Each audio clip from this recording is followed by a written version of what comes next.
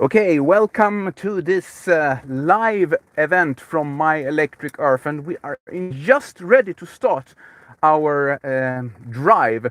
But I have to do one more thing, so I will be leaving you here in the live stream, and I will come back in maybe 3, 4, 5 minutes maximum, and then we will start the drive.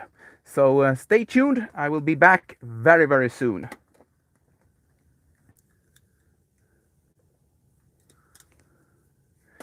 Okay, so welcome to this live broadcast here on YouTube,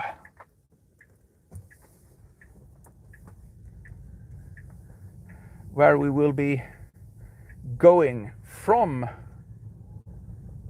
my home here in Uppsala to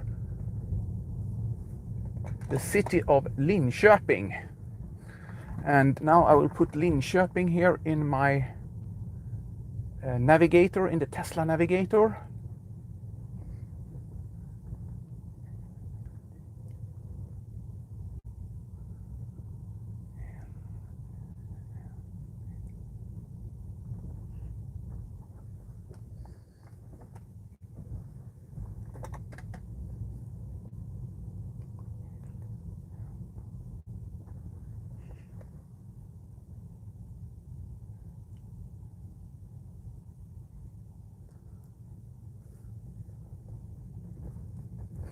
Yes, and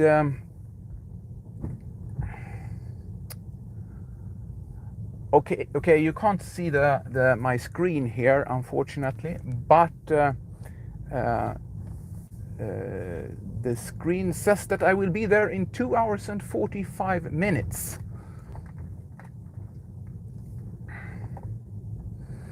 And I would like just to know, you guys out there, if you can hear me good, if the sound is okay. I don't know if I can do something. I try to have this small microphone here, but if you could just give me some information in the chat, so I can see that you can hear me well. Someone can chat me and see if they hear me. Audio is perfect. Thank you. Thank you. I will try to have a safe trip also. And this is also what I want to say, that I will be concentrating on driving, and I will maybe I will not see all your chat messages there, but I tried also now yesterday evening to set up something called Superchat, which means that you pay a little bit for the chat message, and then it will be coming up a little bit more clear for me, and then you will pay a little bit money and you will support my channel. This money will go to me and support my channel, and I need to have some kind of better equipment, I see sometimes, so it could be very well welcomed if you are using this super chat function to support me a little bit. Mainly I'm doing this YouTube channel for I mean, as a hobby, and I spend a lot of money from to run this channel, but a little bit financial money could be welcome. So we'll see if this super chat function will be working, and then yeah, that's it. That's all how it is right now with this streaming function. I hope that you will be able to see everything clearly also. I'm running on a Wi-Fi mobile network, so the coverage could be a little bit bad sometimes, and the picture quality is not 100% all the time. I can turn also around like this, and you can see me there, how I'm driving also. And I must say that this car is really a nice car to drive, and we'll talk about that later in the live broadcast here throughout the day. And you are welcome to try to chat something in, and I will try to see if I can read it. I will be using those green glasses because I need to, if I read there and drive in the same time, it is a little bit difficult for my eyes. My age has came to this level now that my eyes are starting to give up on me in some way.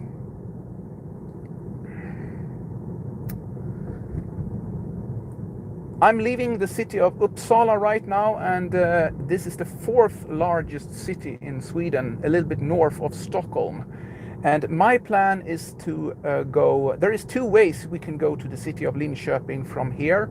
There is the E4 highway that goes from here to Stockholm and then continue south.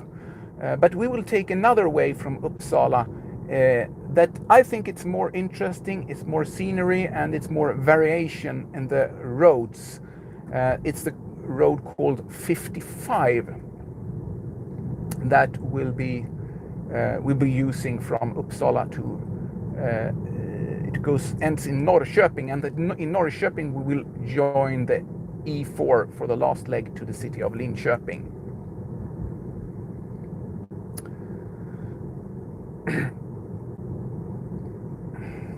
And I will take a shortcut a little bit now out in the countryside to join this road called 55. And I think it's more interesting for you to watch the other view right now. I will try to change here. No. Okay, there we go.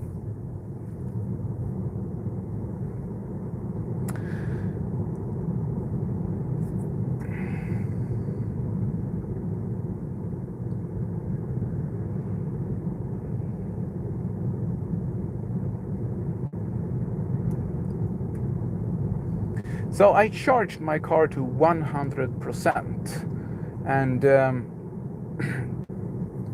we'll see how much will be when I arrive in Linköping, but the car estimates that I will have 30% left in Linköping when I arrive there. And my plan is also that I will be stopping in some airplanes maybe on my way there and make some recordings, because I have my camera here with me also.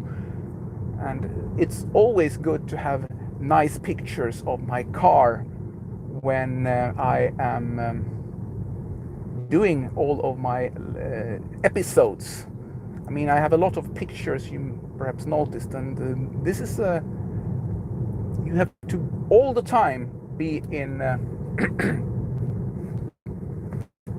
preparation to catch the moment, so to say, and see the views where that could be scenery for you guys to watch. I also have my drone with me, so maybe I stop somewhere and fly a little bit with the drone. We'll see if there will be a possibility for that also.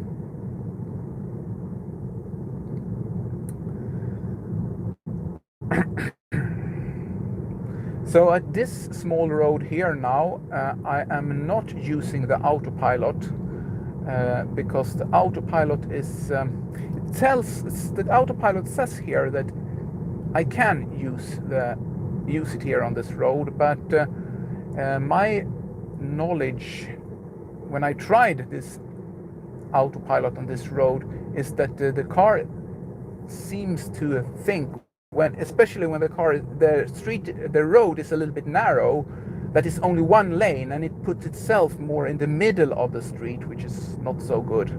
So I will not try the Autopilot here at this time.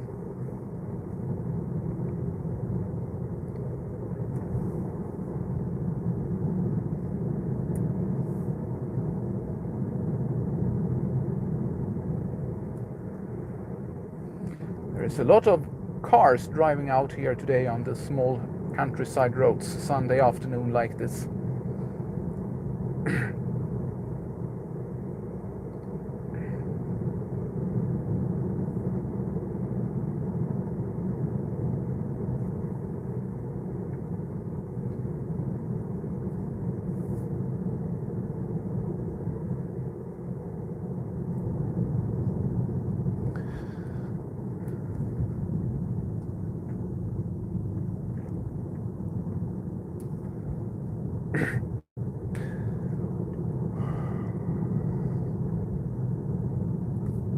It's interesting, there was an update just coming a few days ago, and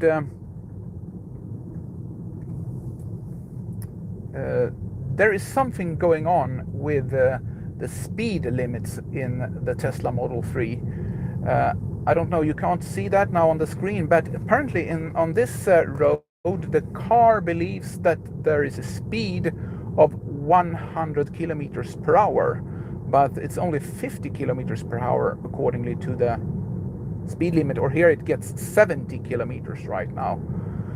Now it changed to 50. So I wonder if there is something going on now with speeds, that they will they try to make the car to be able to read the speed limits. I wonder if there is something like this, that because there has been this problem that the car don't read the speed signs. It has been only taking the speed limit from the geo-stored map in the car, but when the last update came, I noticed that there was this starting to change some stretches that I'm driving. It says that it's actually the correct speed. Before it was was stretched, it was 70 before, and they changed it to 60. But the car has, for more than half a year or more, 1 year since I had it, said that it is 70 on this stretch where it's 60 kilometers per hour. And now suddenly I noticed that on that stretch the car says that now it's 60, but then it changed to 70 and then it goes back to 60. So something is going on in the Tesla software regarding the speeds that is displayed on the screen. And also those the speed is also have a impact on when I'm putting the autopilot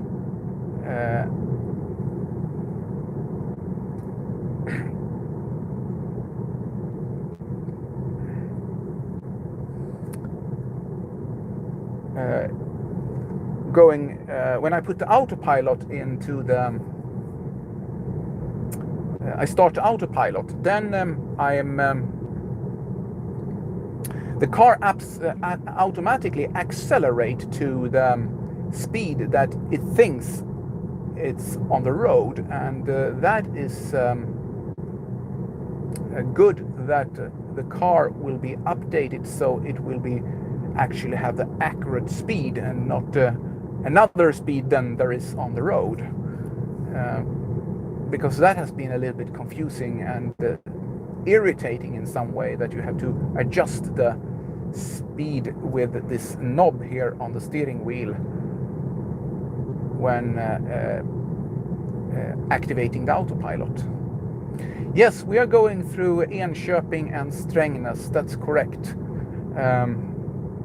We'll be passing this way down to the city of Norrköping, and we'll be passing at least 2 superchargers, but I'm not we'll see if we'll check them out, but at least this one in here in Enköping, which is coming up, the first one, will not stop and charge because I will enough of power to continue.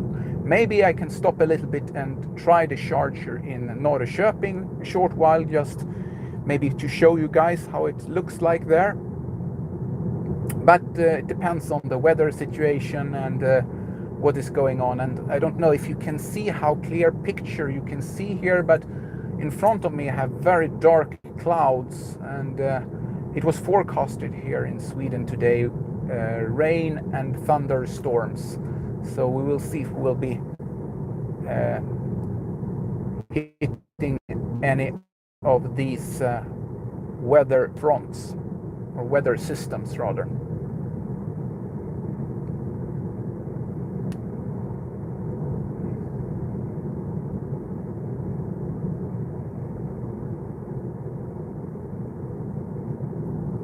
Now I'm coming up here to the big road soon, and I will be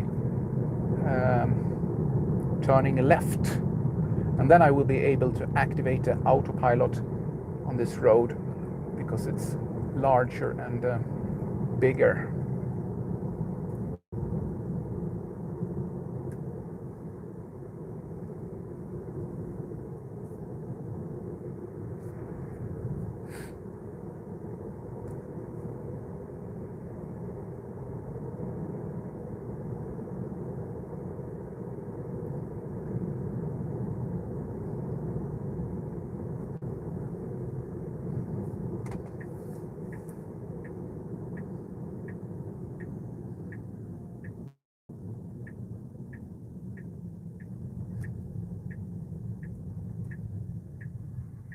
Here is the stop sign and a lot of cars, and oh, here is coming a lot of cars here. Maybe we can adjust this picture a little bit. Oops, like that, maybe like that. It's a lot of cars coming from that side, so we'll just wait a little bit here. Okay, now we can go.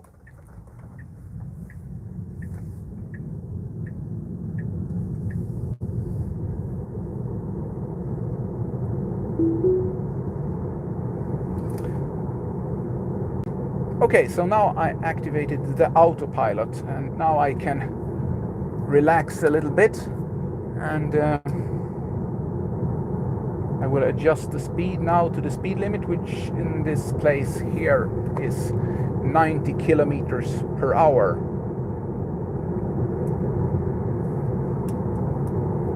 And on this stretch there is also speed cameras, so you have to be a little bit aware of that.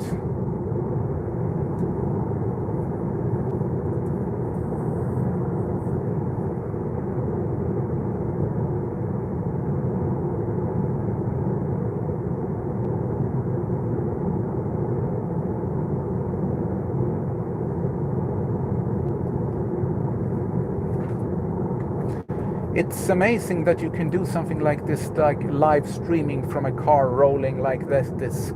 I know that the quality is not exactly the same like it is when I'm doing a normal standard episode, because I tried yesterday a little bit with the quality, and I also noticed that when the coverage of the mobile network is a little bit weaker, the picture gets very blurry. But anyway, I hope that you can see something and enjoy the ride with me.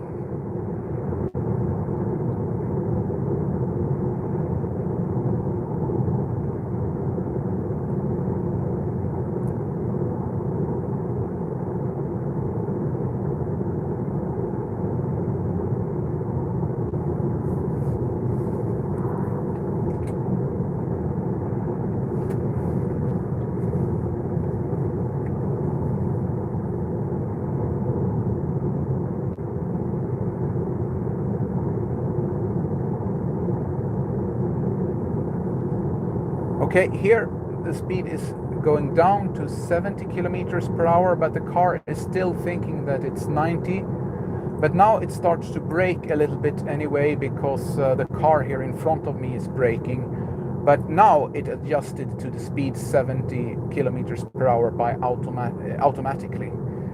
And we'll see now if the car is adjusting to the speed that now, when they racing the speed now, it's going up to 90 now, and now the car says that it's 90. But this is also one thing that I noticed with this car, is that now if I want to increase the speed, then I need to adjust the speed again with the knob on the steering wheel. It seems that the car is also only automatically reducing the speed, but not increasing it. When using the autopilot.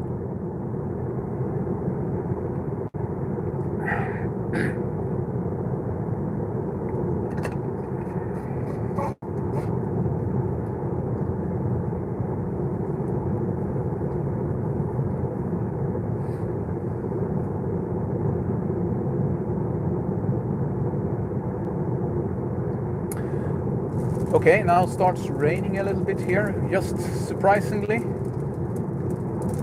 We'll see if the automatic system, now the wiper understood that it was raining and started automatically. This has been much better now with the wipers, with the automatic wipers. In the beginning, the car was quite bad in order to feel that it was raining, but that was something that Elon Musk said that he will fix, and he took like weather rain situations with the pictures from the car's camera and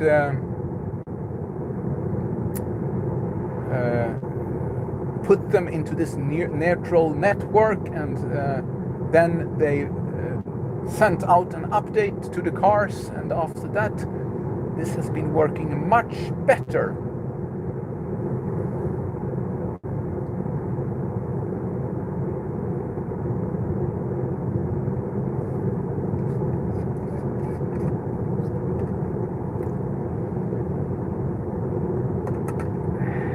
I'm drinking a little bit here in the same time while I'm driving.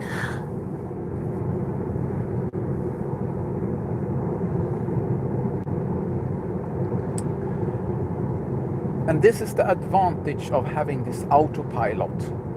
It is that, yeah, you must concentrate on the traffic all the time, because something can happen. But after some time, you learn what kind of situation there is that you need to be concentrating. You learn that the autopilot can handle situations like this, and in other places you have difficulty to.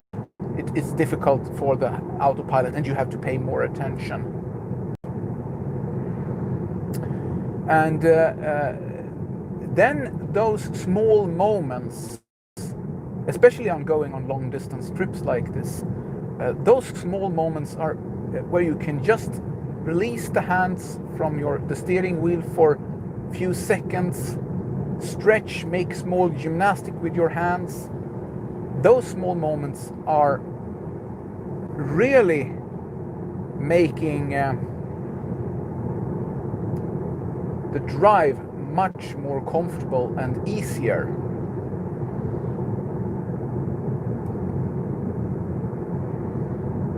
And more relaxing, especially when you go on long distance trips.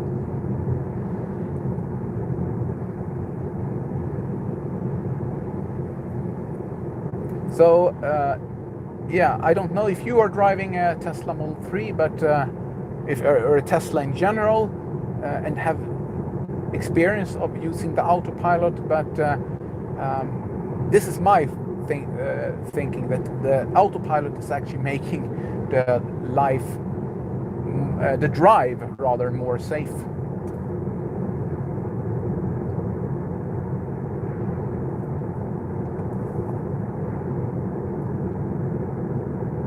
So you can see the weather is very local. Sometimes it's wet on the road, and here is completely dry.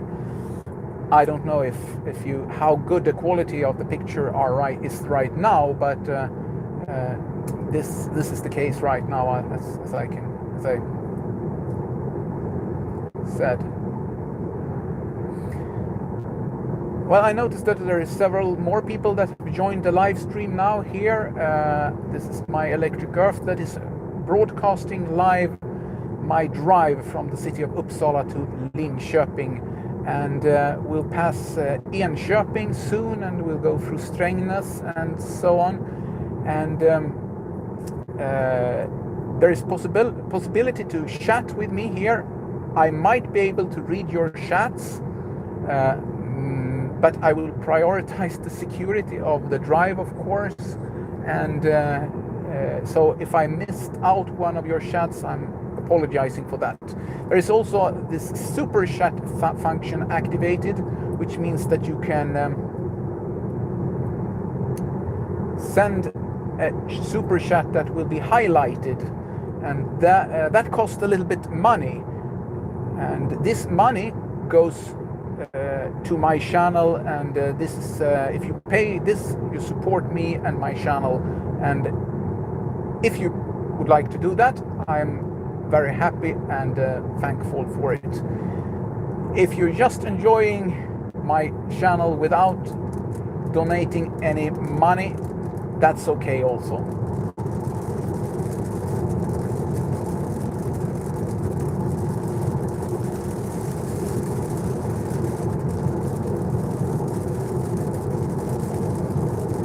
So it starts raining again, as you can see. This is very typical Swedish summer weather.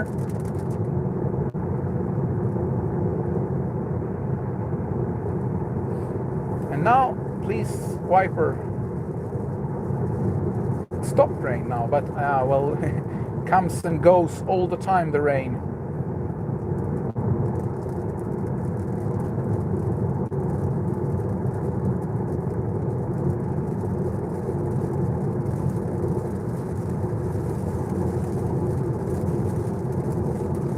Okay, now we'll try to take over here, because we are on this stretch here where it's 2 and 1 that is like changing all the time. And if we'll take over this car,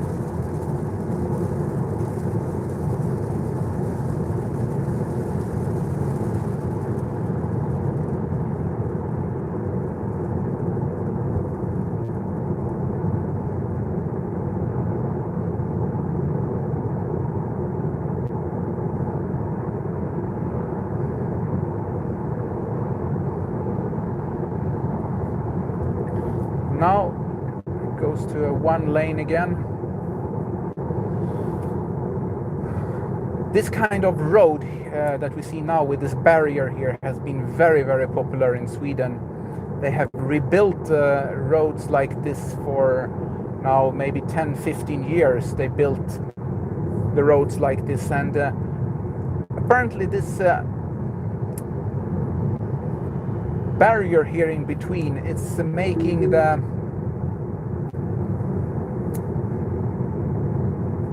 traffic much more safer, because the risk of hitting and coming over on the other side and make a frontal crash is much less.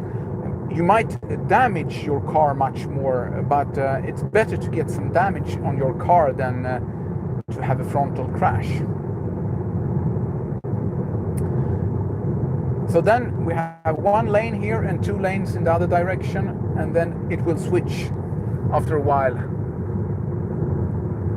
So if there is slow moving traffic here on where it's only 1 lane, you have to wait behind the slow moving traffic until it's possible to take over on a 2 lane stretch.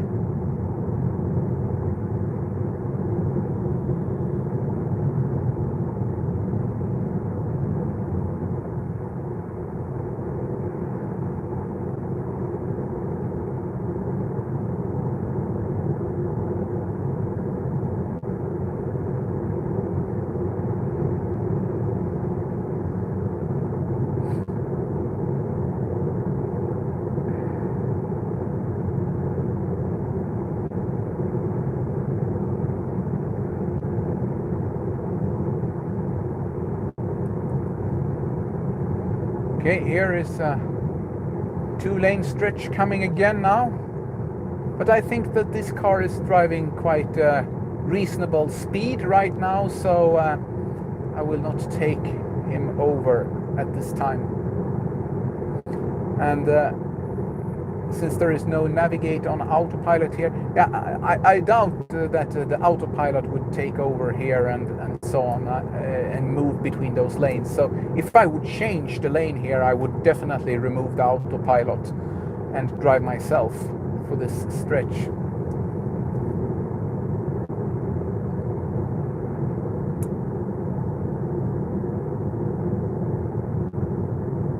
Ah, here is a farmer with his tractor out.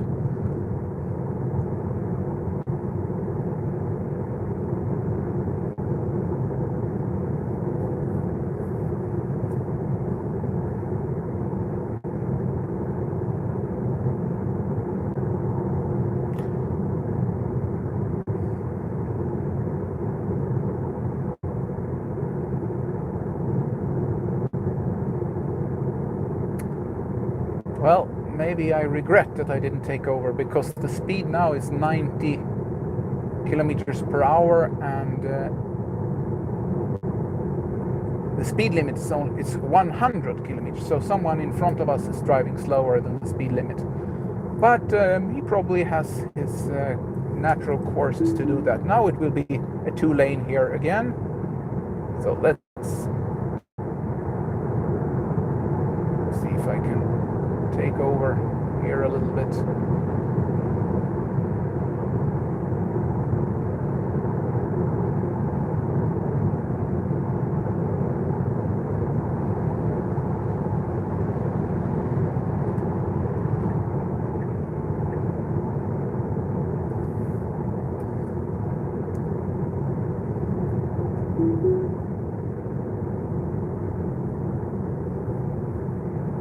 Here someone broke down with his gasoline car.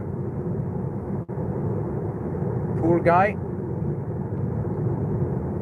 Sun is shining, but very dark clouds in front of us. I wonder if we will be coming into this rainstorm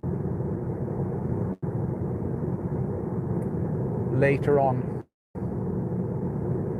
Okay, now we are coming to a small place called Litslena, and this is the church here to the left. And a few month ago approximately, I went here, bought strawberries here. Yeah, the strawberry market is open here also, but I will not stop and buy strawberries now. It's strawberry season here in Sweden right now.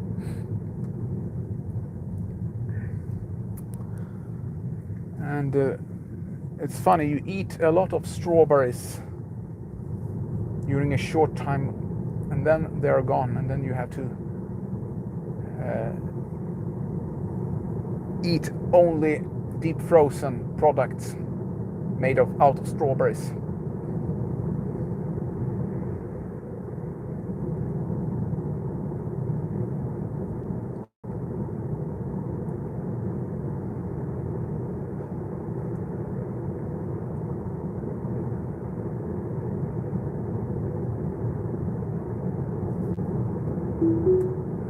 Now it's a traditional road again here. This one they didn't rebuild to this type where you have the barrier in between.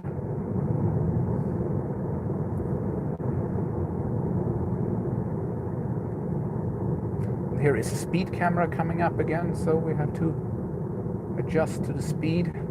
Well, you have to adjust to the speed anyway, even if you are not having a speed camera.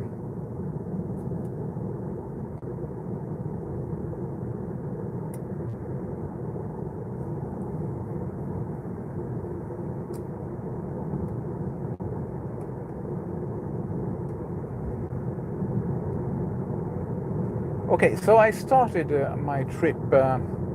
It was like, let's see here now. Yeah, I've been driving now 37 kilometers, and I'm now down to 90% of my battery long range. And so far, I had a consumption of 144 watt-hour per kilometer. And 144, 43, that's quite good, I must say. I had been driving much worse before, but since the speed is not so high on those stretches, the consumption is getting lower, and I don't know how is it with the wind right now, if I have headwind or if there is. I must see if I can find some flags to see if the wind is blowing against me or if I have the wind with me, the so-called tailwind.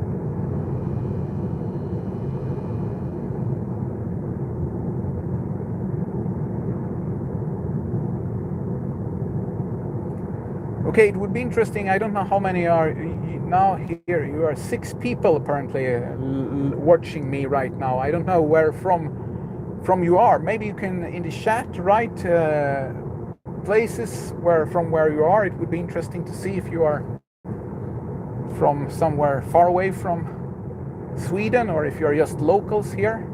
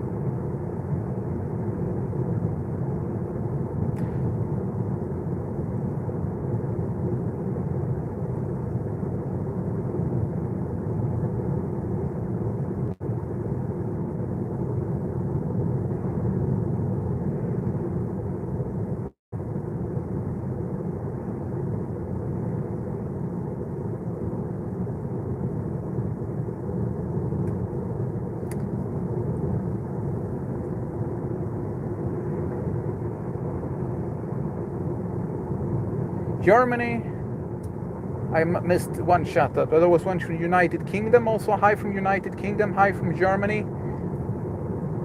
Lovely to have you with me here.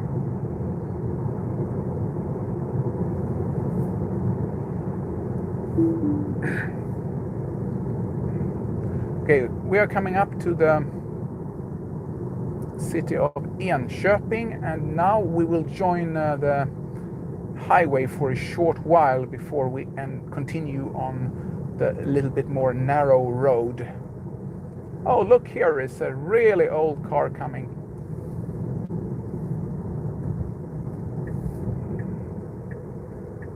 That looked like this old T Ford or something like that.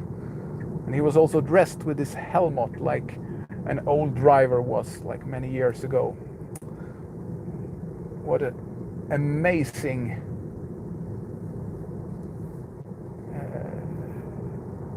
innovations that has been going on from this kind of cars to what I'm sitting in here right now.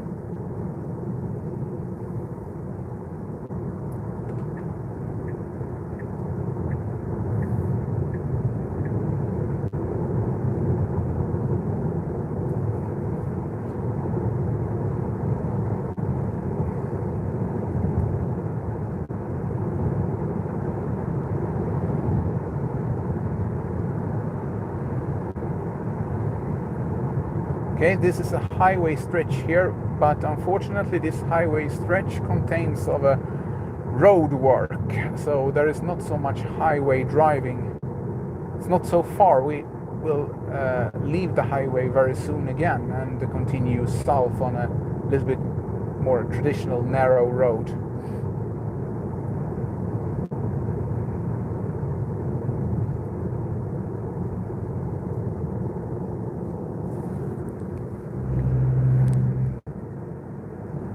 I wonder how the Autopilot would be coping with a road work like this. Here you have to be really careful if you're driving with Autopilot, because here there's a risk of having the Autopilot being confused is very high. But here actually the car says it can be driving Autopilot. Let's try a little bit and see. Yeah. But then it thinks it's 110, so it's aggressively accelerate. But okay, now this was not so tricky. So this is something that the Autopilot definitely can handle. Okay, now it's 110. Let's drive a little bit faster.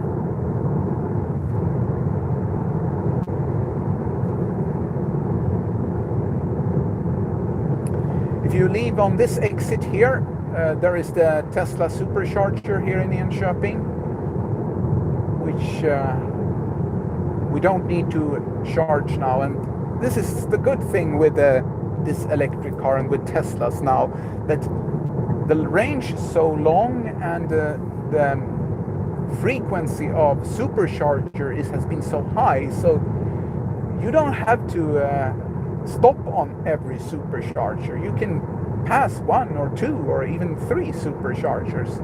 When I was driving the Nissan Leafs from the beginning, there was not so many chargers, fast chargers, and then you had to plan the route exactly so you would and you came there with the empty battery, and if this charger was not working, this was more or less a catastrophe.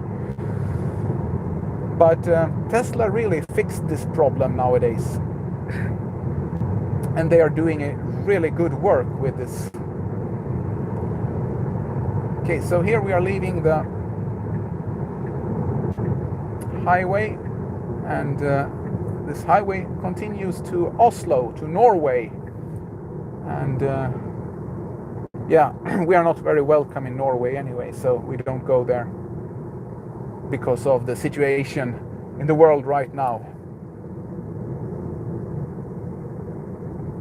And the neighbor countries here, they think that we are very dangerous here in Sweden because we didn't have this complete lockdown.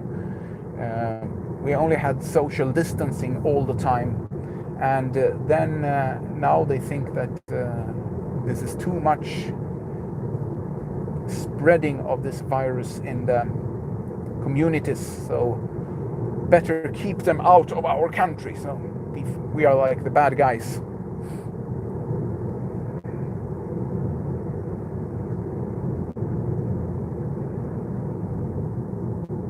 But I have no need to go to Norway right now.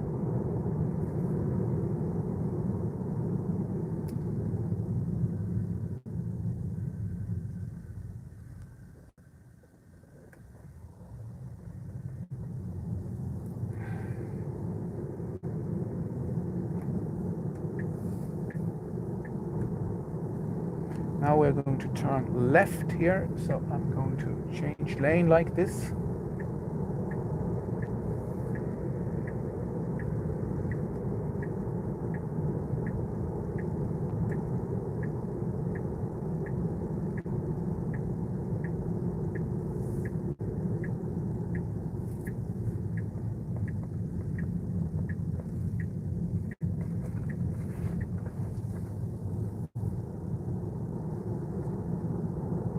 Okay, so we passed the city of Linköping, went around it, so to say. So now we can enable the Autopilot again and make some gymnastic.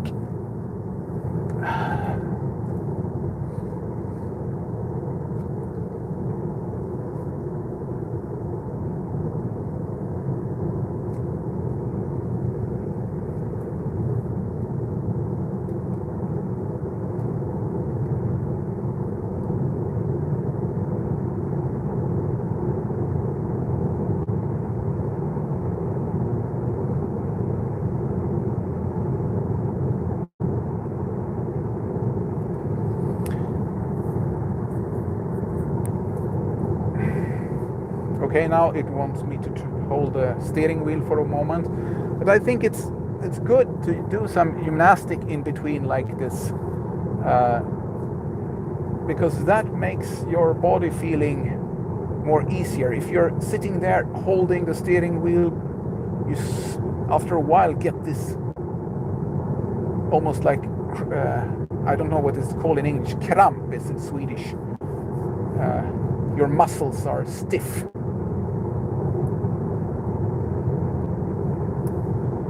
And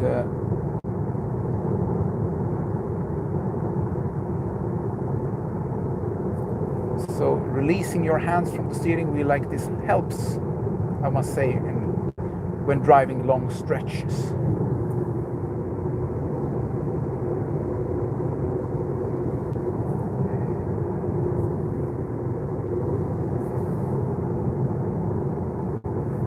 Okay, I see that the picture when I'm switching is the zoom function is disappearing, so you see the holder there to the right now that is holding the phone that is making this broadcast. I was not having a right equipment for this live stream. I was thinking how to do this, but this holder is like in the way of the picture. So if I zoom in a little bit like this, it's disappearing.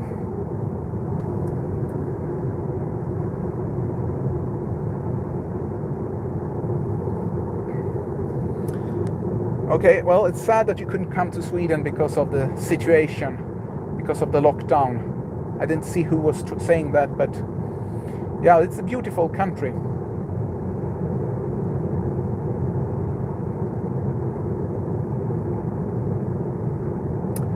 It is definitely a beautiful country here, and especially in the summer. But I must say, in the winter, it is completely different, because then we have a situation where it's so dark here. So yeah, a lot of people get depressed during the winter time when it's so dark. I made an episode before in the November. I made this episode when I was showing how I was washing my car about darkness in Sweden and how the winter is affecting the cleanness of the cars, how they get dirty.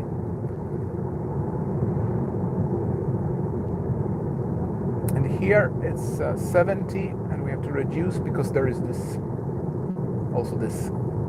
camera, speed camera coming up. Here in Sweden they have this, they always show this small sign here. Did you see the sign there? And then the camera comes. So they are very fair in this way, that they are always announcing that the speed camera is coming up. They don't want people to get caught by these speed cameras.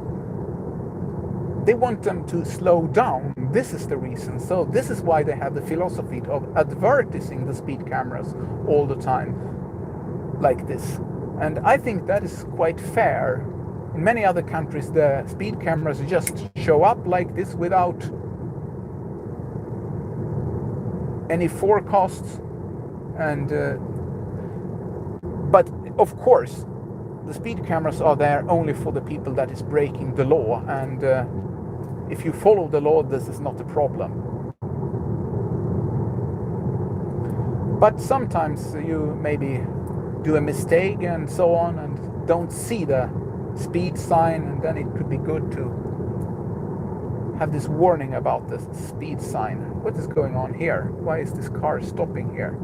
Oh, it's a Tesla Model 3 that is stopping. Nice meeting you.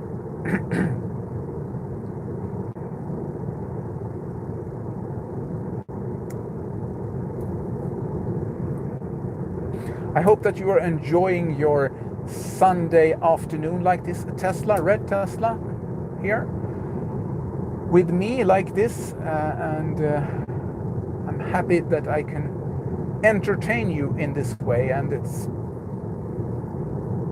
fantastic that something like this is possible.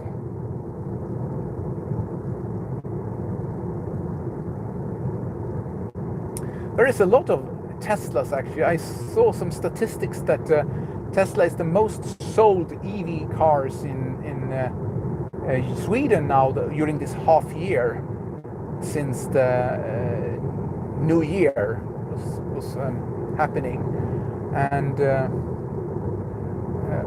second one was, I think, this Renault Zoe. So and you see quite a lot of them everywhere. As you saw, we met two of them just a few minutes ago.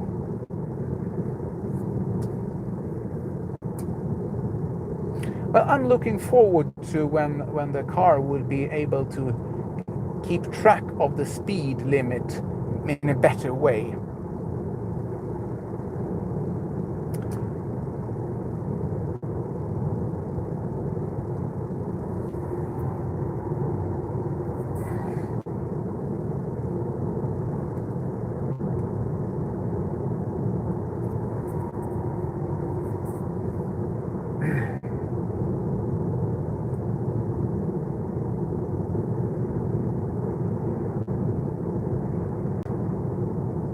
Apparently, is the speed 70 here, or now it's 90, so we can increase the speed now. Write this like this, yes.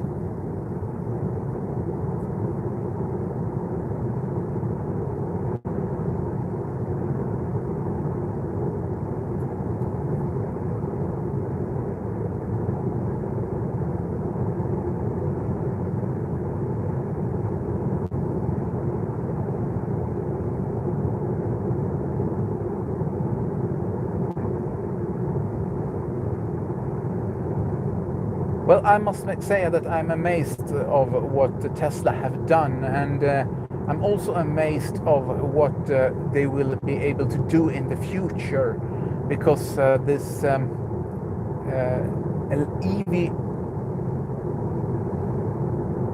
revolution is so important. I mean, we see a lot of cars here coming in, and all of these cars has this tailpipe that they are releasing some poisonous fumes from. Here is one, there is one, there is one, there is one. Everyone has this one. Okay, now we are coming to a huge bridge here. And here maybe we'll have some scenic views over the Lake Mälaren here in Sweden, which is the 4th largest city. And here we have to release the speed quite a lot. 50, okay.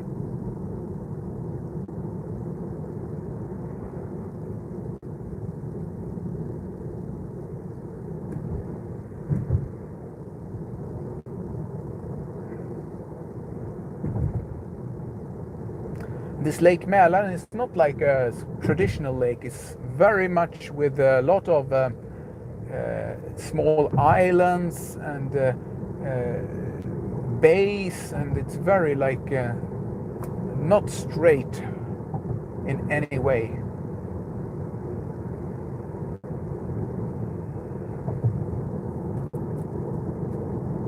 So we will actually pass it a few more times.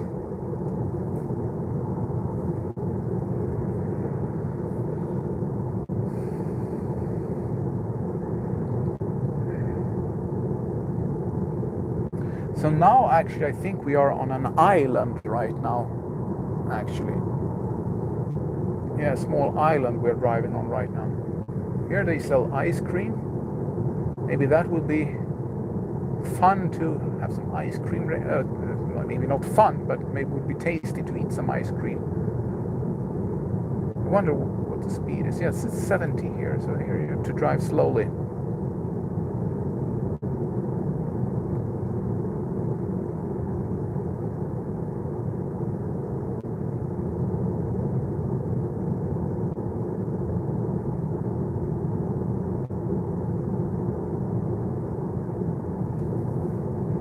The Autopilot is doing a good work here on this windy road.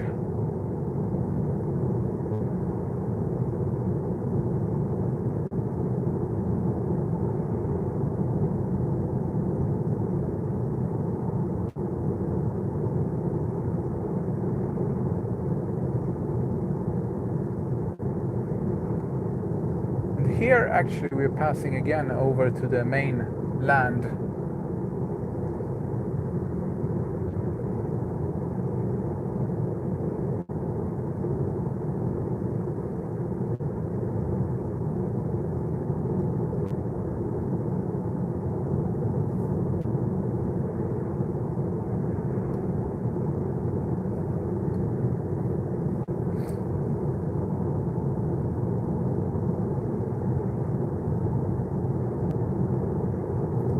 This will be better road later. This is kind of small, windy here through the Lake Mälaren. I wonder when they will be building this road a little bit better conditions, because this is quite small, I must say. And this is a lot of people driving this south, or going south or north. As you can see, the traffic is quite heavy, and this stretch should be rebuilt sometimes in the future, in my opinion.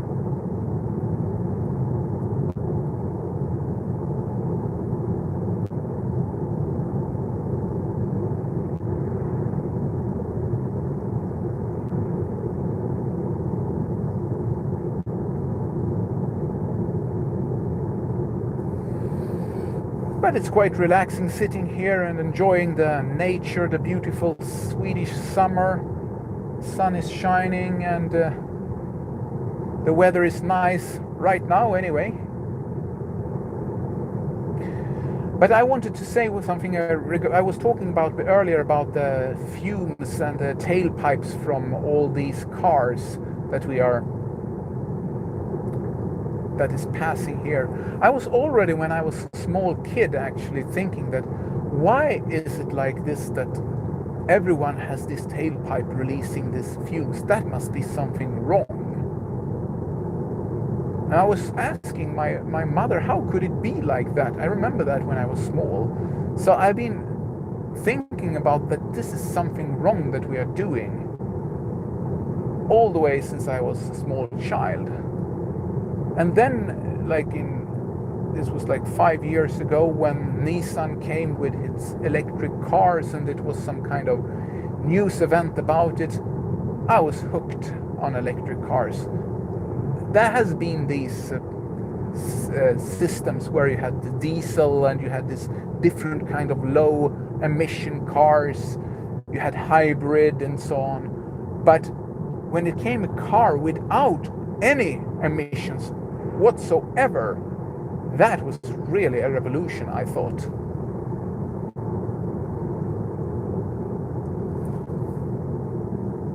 So for me, having a Tesla Model 3 like this is something really that I am was really a goal. And then I was a little bit disappointed also of Nissan. I thought that Nissan would continue their leadership in electric cars, and that they should try to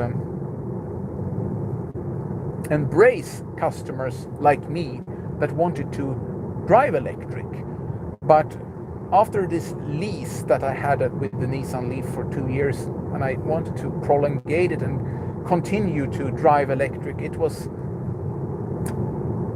they were like, no, we don't have any lease. We can sell you a car full price, and you cannot prolongate the lease either. So I was a little bit disappointed, and at that time I decided that no, Tesla must be the brand that you can really truly embrace this idea of having cars with zero emissions. Okay, people says that there is emissions from producing the electricity.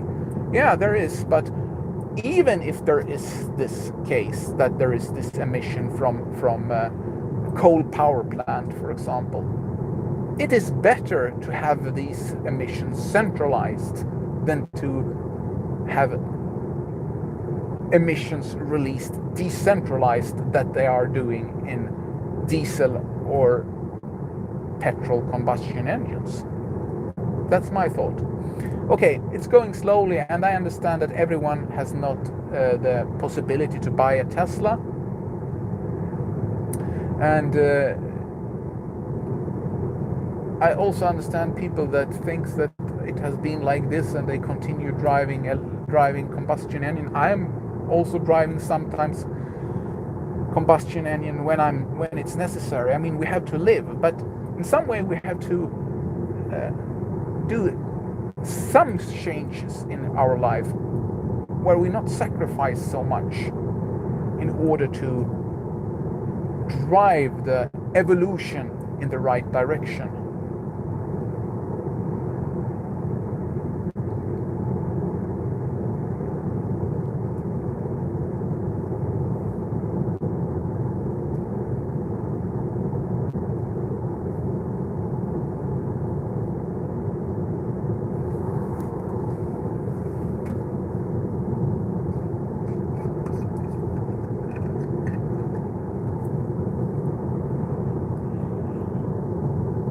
I feel that I'm not used to talk so much like I have been doing now. I'm getting a little bit of my voice is having trouble.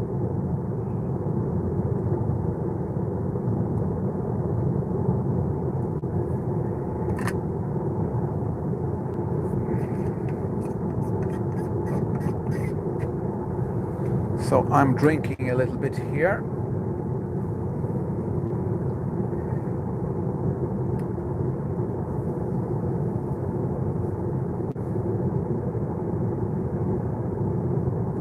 Well, we'll see what will be happening within the next 5 or 10 years when Tesla will be having factories both in Europe and more gigafactories in United States. They're planning to build this gigafactory now in Texas, and they have this Shanghai factory that is like producing cars for the Chinese market.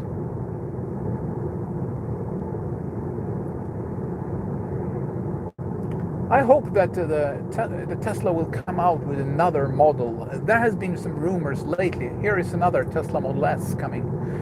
There has been rumors that there will be a more cheaper available car for the mass market after the Model Y has came out. But I don't know when it will be happening. Another Tesla Model S here.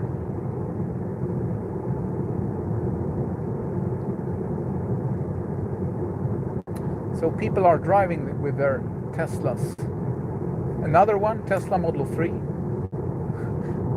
You see, it's a lot of Teslas here in Sweden. It has been really popular car.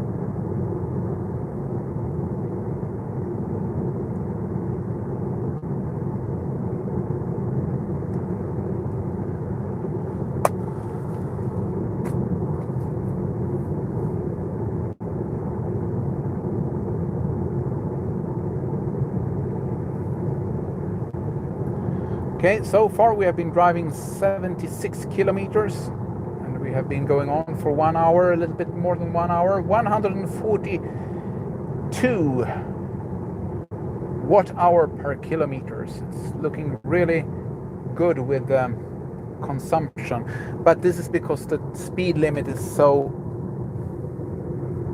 low. Actually, I mean, this is the thing with electric cars. It's such a huge difference from when you're driving fast on a highway or driving slow like this, like in 80 kilometers per hour like I do now.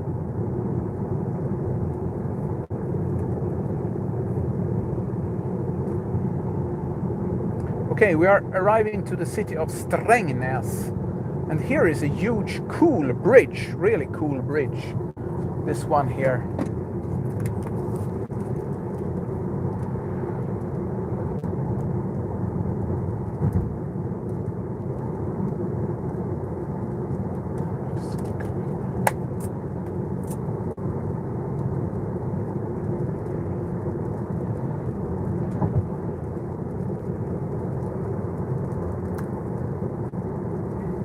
But now it starts the bad weather.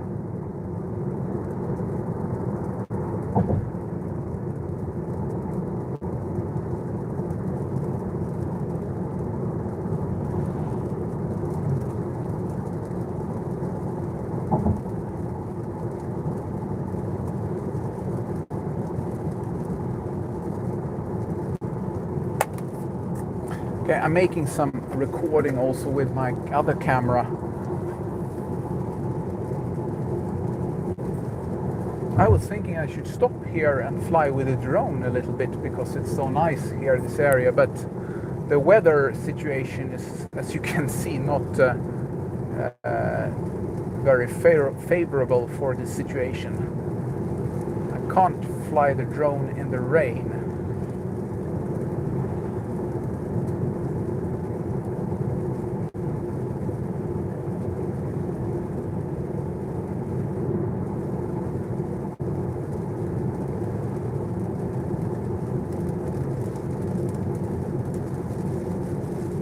Okay, so here there is two options to go. Either you go through the city or you go around the city, and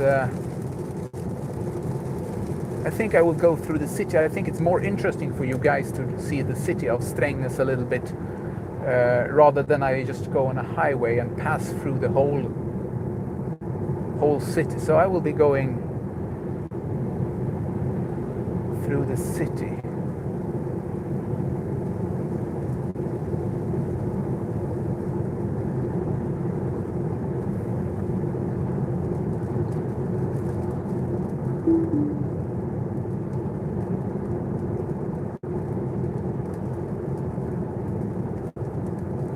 I'm in no rush with my drive today. I have plenty of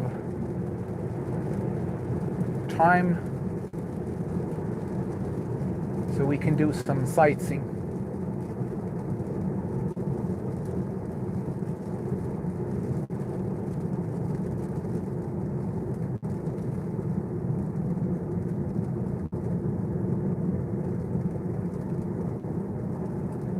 But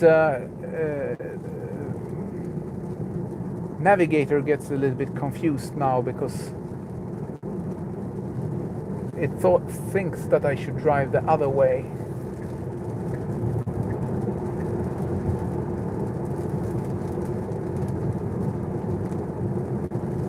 So it wants me to turn around and go back.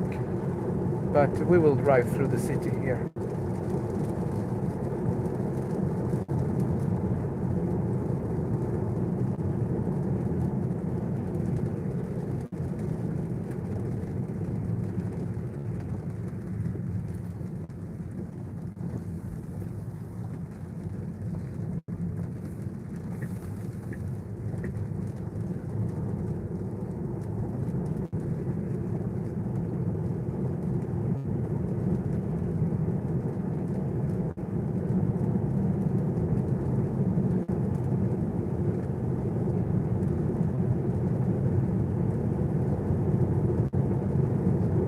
I don't know how much through the city this path it was also, because maybe it's another way around the city. Never mind. Before the highway was built, this was always the road you went when you were driving this stretch.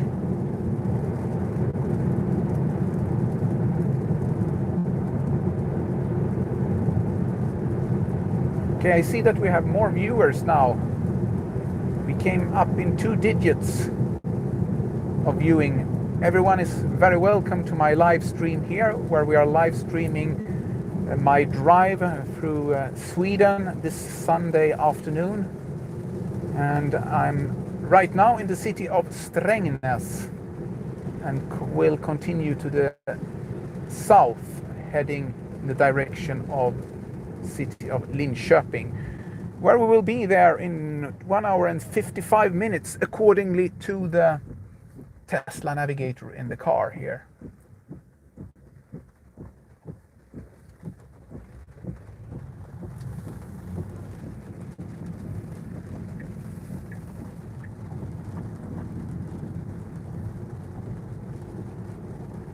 And if you would like to chat with me, you can use the chat there and talk with me, say something, but I cannot guarantee that I will see what you are typing, because I must concentrating on driving, of course, and also if you would like to participate to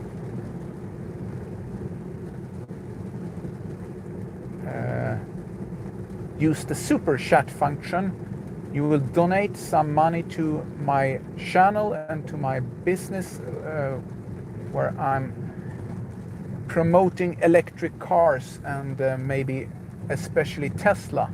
Also, I talk about other things also in this channel, but if you're following me here, you know what I'm doing in my channel.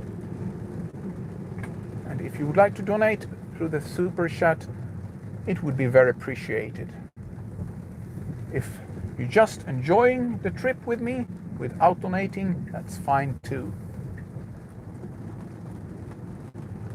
This stretch, I can tell you a little bit about that. Here, when I was small, I was driving this stretch with my parents sometimes, and when I came here, there was an ice cream factory here, and this was the big happening on the trip, that we saw the ice cream factory. Now the ice cream factory is gone, long time gone from here, but I remember that very well.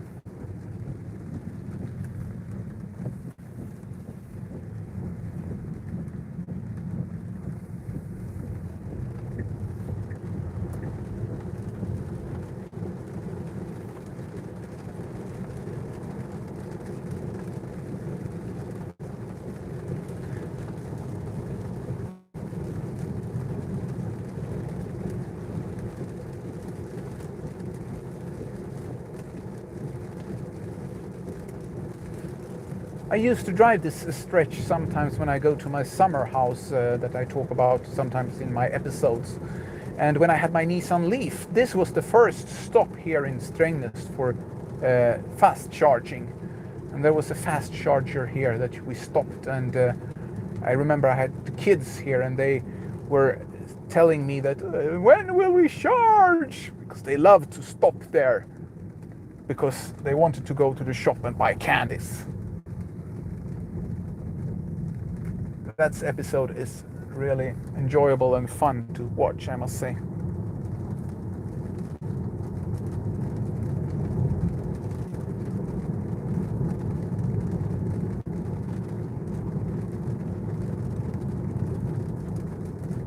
It's a lot of traffic here in the city.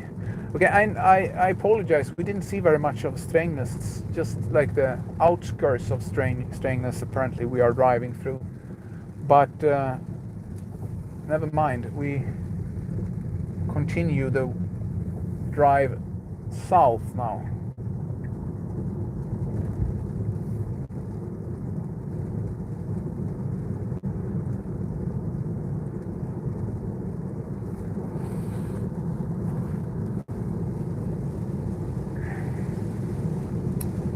And it's raining. It's good for the nature that it gets water.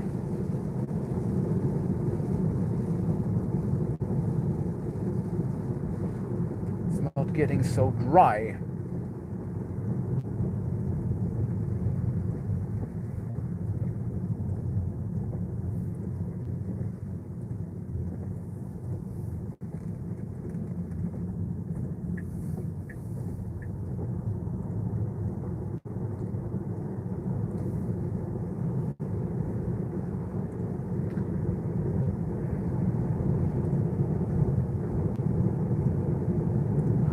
I need to stop somewhere here also if I see some shop with electronics.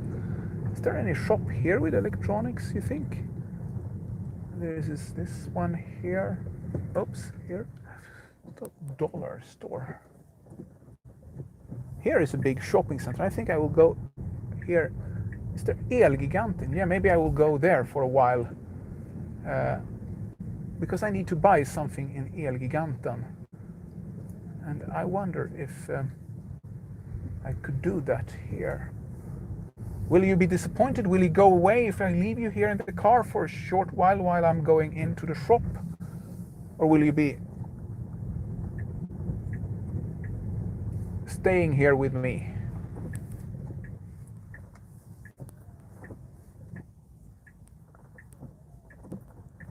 I'll just go in there for a short while. I'll leave the live chat, Maybe you can entertain yourself by chatting to each other and asking each other a little bit where you're from and discuss something interesting. While I'm just going into this shop here to see if I can find one thing I need for an electronic thing. Okay, see you in a few minutes.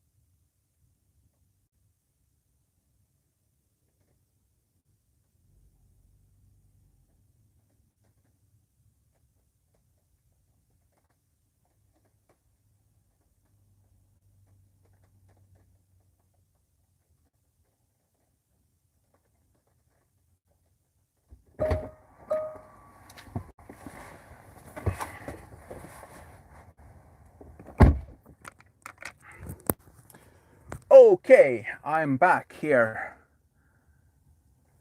Oh, sorry. Like this, yeah. So, I forgot to bring my mask with me into the shop, but at least I will clean myself with some gel here. I don't know. Here in Sweden, there is not very popular with masks when going out, but I don't know why Swedish government thinks it's not necessary when the rest of the world almost says that it should be good with that, working with that, but I don't know. Anyway, so let's continue the drive.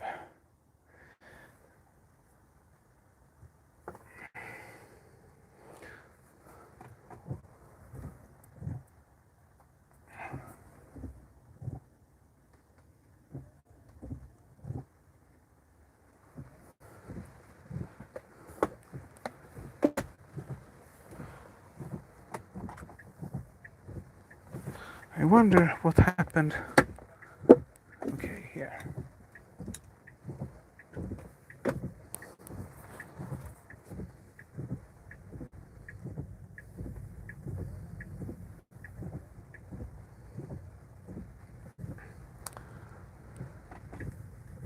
Where do I go out? Here is out.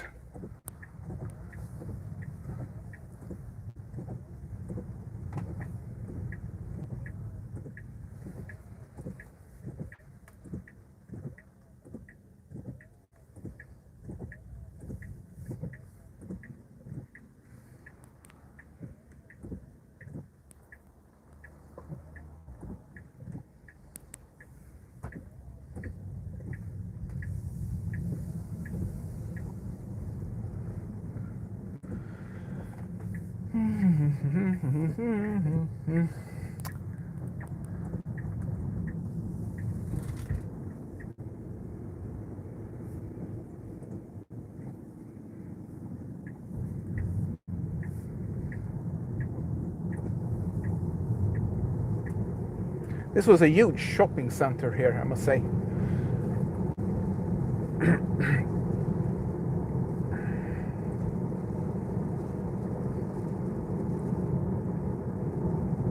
I wouldn't say this is a shopping center. It's more like when there, what do you call it? When the shops are outside and there's a huge parking like this and there is no inside. Maybe this is not called shopping center in English. It's like more, yeah, well, you guys that are native English speaking knows what it is.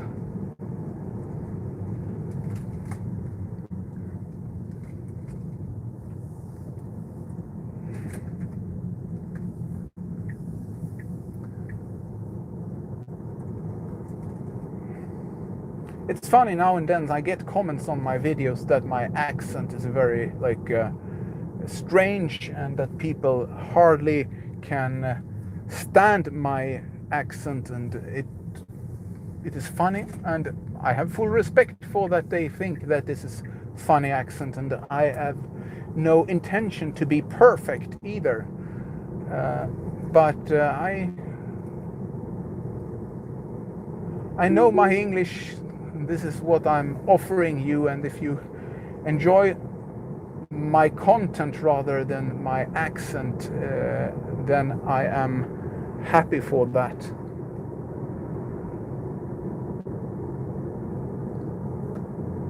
Track stop, says someone here. That it says could be like that.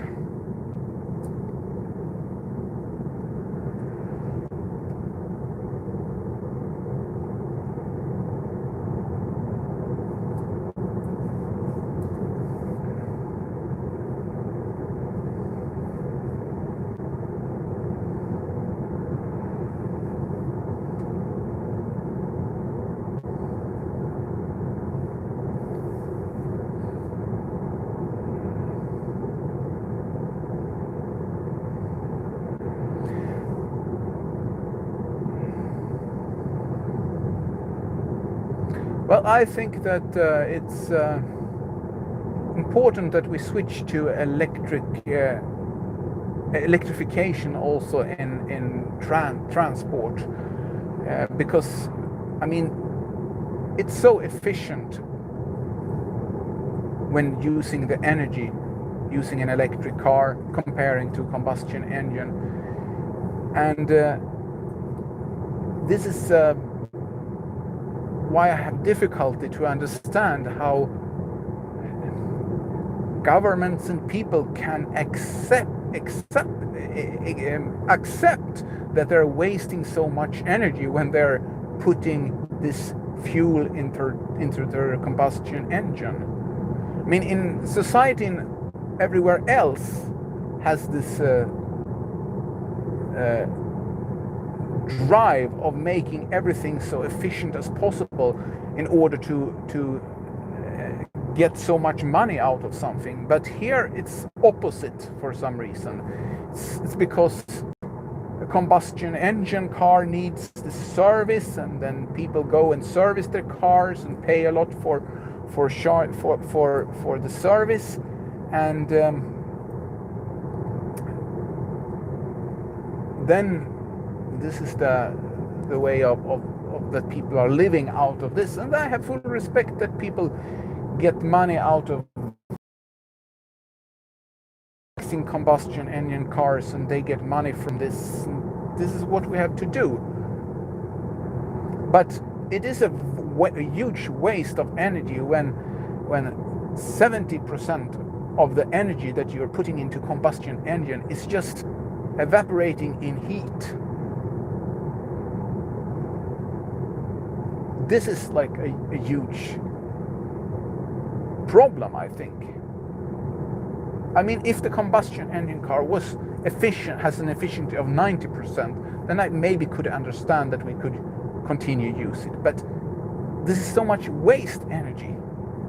That is what is like bothering me.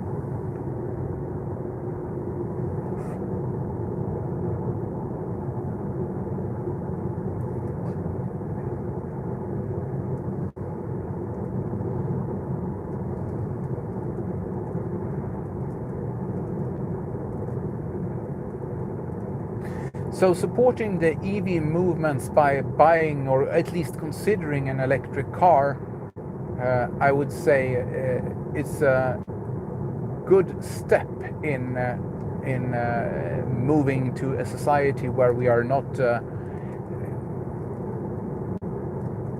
using so much energy and so much sources of how our life is. But I will not go into these discussions regarding energy consumption and what people are consuming the most of resources in the world and so on, because then it's getting so deep discussion regarding this, and that is I don't know if we should have this kind of discussion here and now. Right now, the situation is like this. I mean, I have the possibility to have a test free, and other people don't. That is the situation, and they probably can do something else for the environment. And hopefully in the future, when my car gets old, I can sell it on the second market to people that didn't afford a new Tesla but might afford a used one.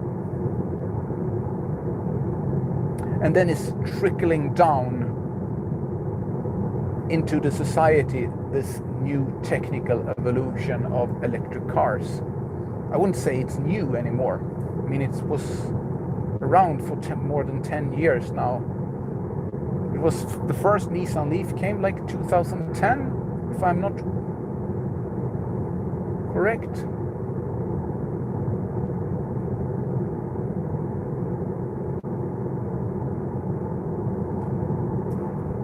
And hopefully the battery evolution will be progressing even more throughout these next 10 years coming.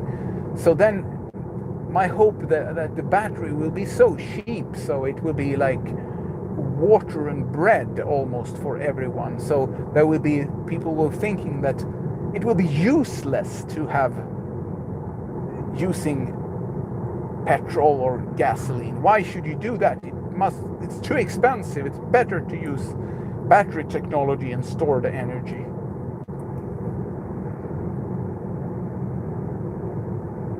And Tesla is a huge part of that evolution, I must say. There is this battery day coming up now soon. It was supposed to be in the spring, but because of the situation in the world right now, they have prolonged it, and now apparently it's in September, the battery day, and they will unveil some really there's a huge hype about this battery day, where they will unveil some new technical evolution that will bring the batteries even further into the way of storing energy in a cheap way.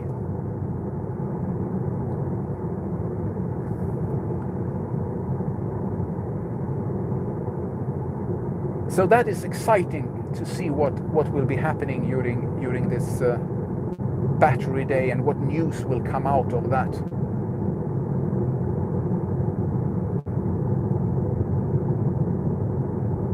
Okay, now I don't know how much you hear of the noise from the car, but I will be removing the autopilot now, and now I'm driving here in the middle of the road, but if I'm going out on the side here, it is much more quiet here. Oh, now I'm going on the line here, but it's much more quiet on the side because everyone is driving here, and here the asphalt is becoming a little bit more, it's not so clear in this place here, but in many other places where the asphalt has been very I lost the word, but when everyone is driving in the same place, the asphalt is being like I forgot the English word. But then the noise level, when I put the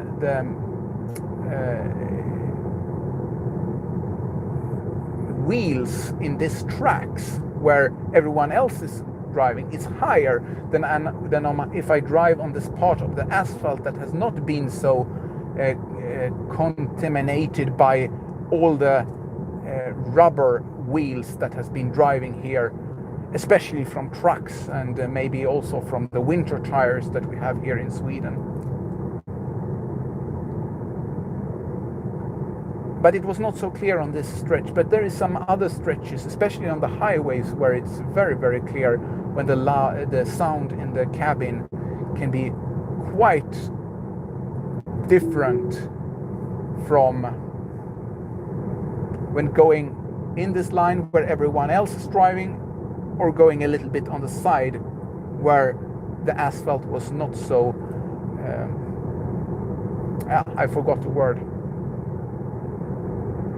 not so much used in some way.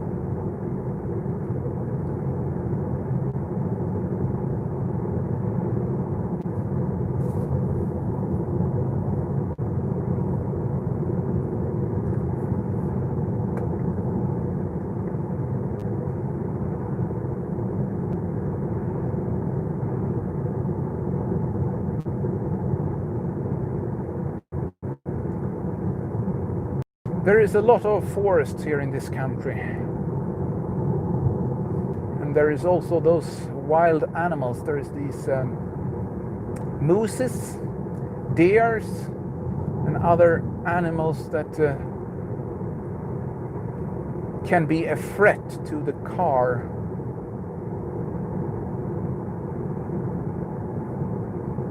So you have to be careful when driving like this. And I don't know how the autopilot will be reacting if a deer or a moose is coming out and threatening in the car. I saw some clips where the car tries to avoid it, but I was almost hitting a fox, you know. I had this like last autumn or something like this. I made I think an episode about that, or partly anyway. And then the car was not reacting whatsoever to this fox. It was just in front of the car. Maybe it calculated that it will not hit it, so this is the reason why it didn't react. But I don't know. Happily, I never had a collision with any animal in my life. I was close sometimes, but no, I was not. I was lucky. Hopefully, I will be continue lucky with this.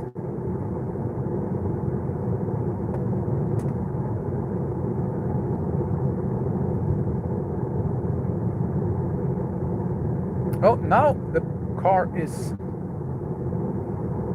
did a little of fake braking.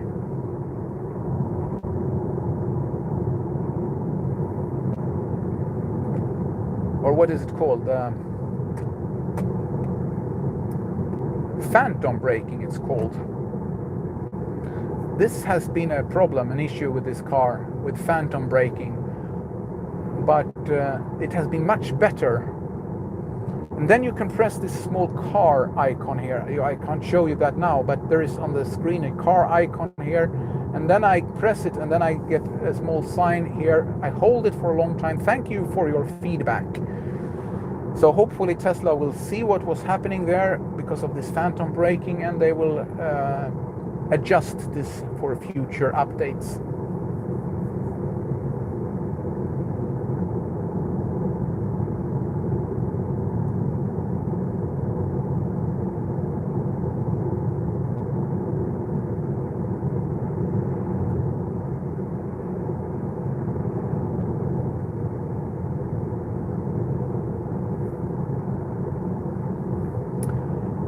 Here the markings on the street is very bad, but the car managed very well without any problem.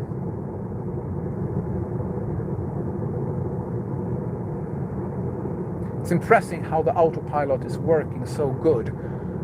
And this is relaxing also. I mean, so I can say, oh, now there is a situation here. Someone had an issue here. So I'm removing the autopilot and stop here. He has some issue with his thing there on the roof rack. Some kind of things that is getting loose. But maybe not the best place to stop.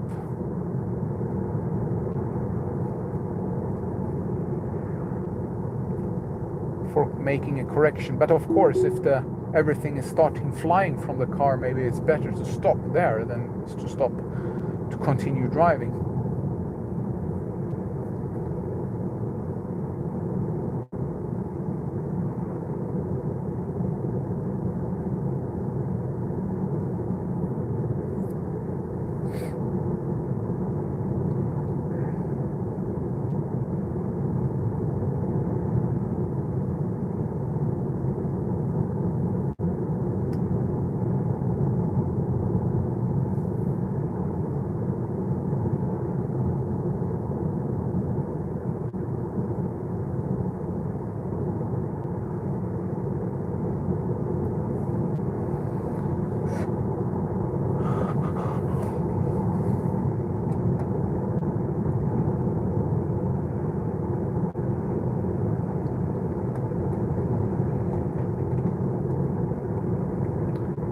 Okay, it didn't come very much rain yet.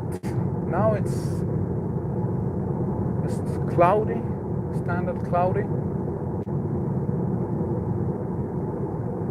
But it's good that it's not so heavy rain.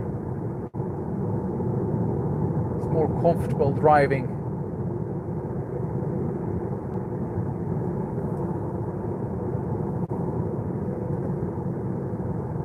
Okay, let's see now what happens. This car is going to turn here, and my car is braking because it is, and now it's still braking, but the car has gone. So I think that is something that needs to be improved, that the car should react a little bit quicker when it feels that when the thing that is stopping the car in front of me is disappearing. It should react quicker and continue driving, because now it was still braking when this car had turned away and was already on the side of the road, and my car was still braking. And then after a few seconds it reacted that it should start driving and accelerated again to the speed limit that was set on the cruise control. So there is something like that Tesla needs to improve of their autopilot function.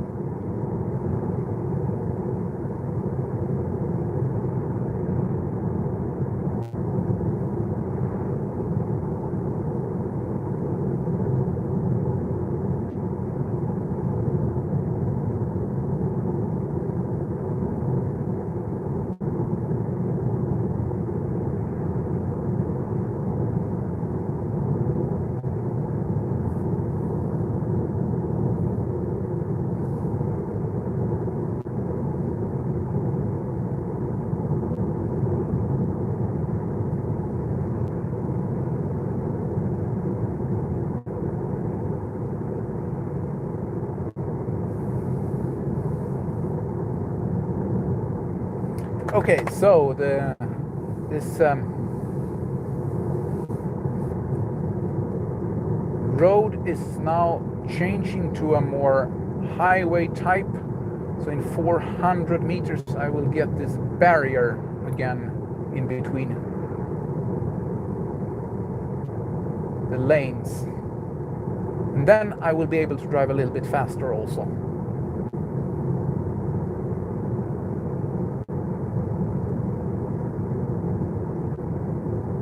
And here also, as you can see, I don't know if you can see, but here they have fences on the side of the road, which will prevent animals from coming into the road and cause an accident. But sometimes they come anyway, and then they are stuck on the inside, and then it's very dangerous, because then the cars they get afraid and they run back and forward in between the fences, and then it's just a matter of time before a car will be hitting the animal.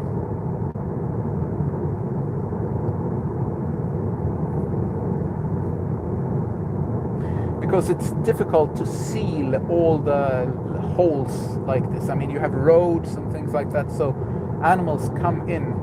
But at least stopping, it's making the road quite significant safer. I can't speak. Significant safer, yeah.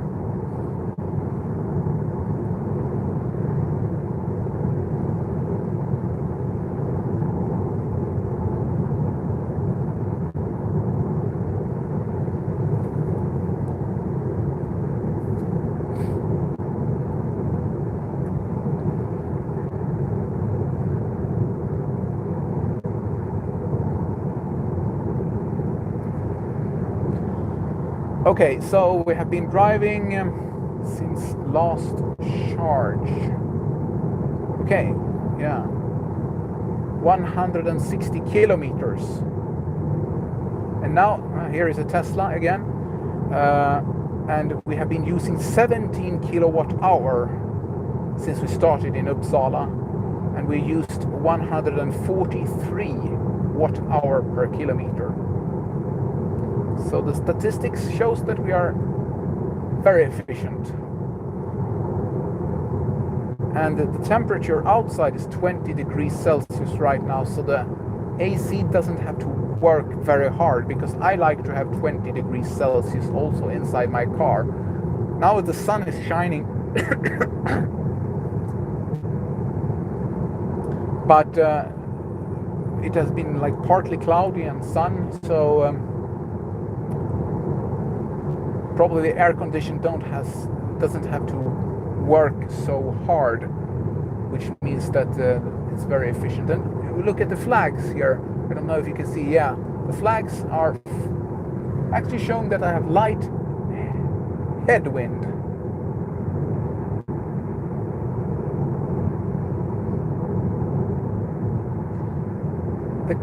The Autopilot has difficulty with this kind of road, especially when my lane is becoming two, from going from 1 to 2. I don't know if you saw it, but the car was wobbling around a little bit and didn't know where to go.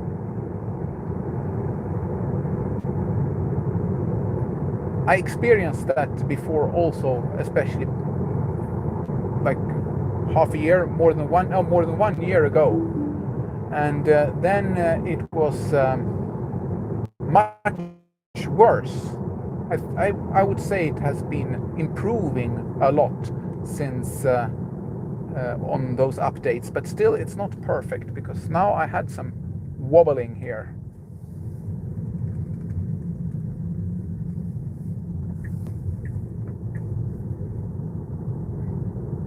Okay, now we are in something called Malmköping, and this place is famous for its museum trams.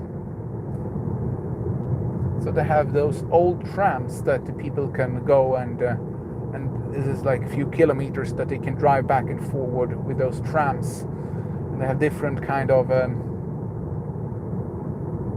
old-fashioned trams that enthusiasts are putting a lot of effort in order to keep in good health and possibility to still use. And that is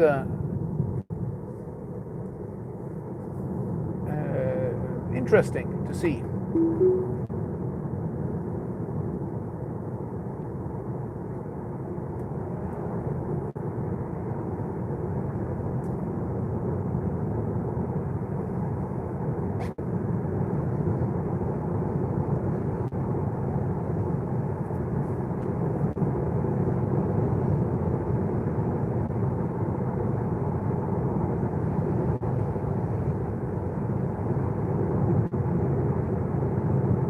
This was a stretch before that was not, this is quite new road, and this stretch was not on the map like half a year ago.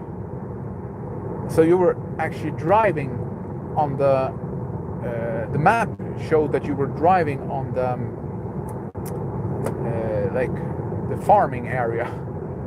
But now I see that the map has improved, not been updated, because now it shows the road correctly.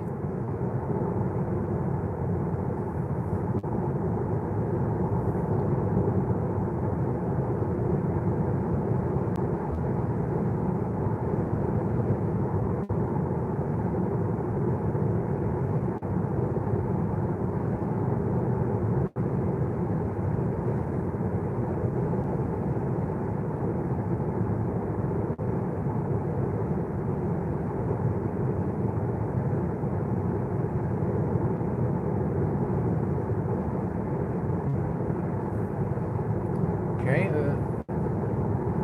Autopilot was a little bit confused there because the lane went from 2 to 1 and the lane disappeared. And now the car is auto braking a little bit here because of this car in front of me. It's not driving so fast. Like the speed limit here is 100 kilometers per hour. And then the car is reacting very well to this. I am amazed of how actually good the car can estimate the speed of the car in front of me. When I drive without Autopilot, I hardly see that this car is reducing its speeds. Maybe I see it from the braking light, but when I'm driving with the Autopilot like this, like I do now, I feel in the car that the car is braking because the car noticed that the car in front of me is braking, but I don't see with my eyes that this car is braking.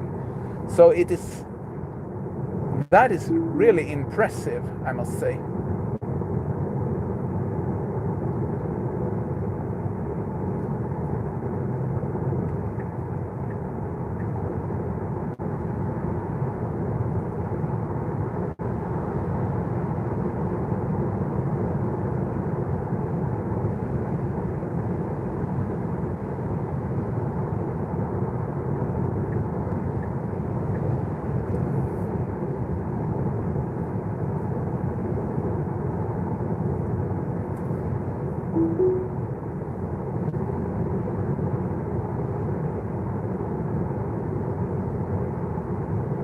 Okay, should I take over this guy also maybe?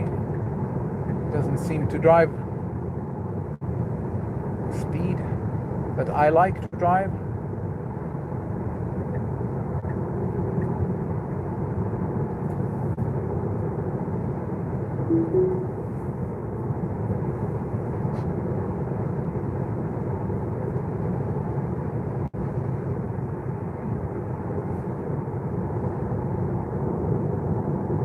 Okay, so it's finished with a high speed stretch here. So here it's like 80 kilometers per hour again. But as I mentioned before, we have no time, no rush. This is just enjoying this Sunday trip.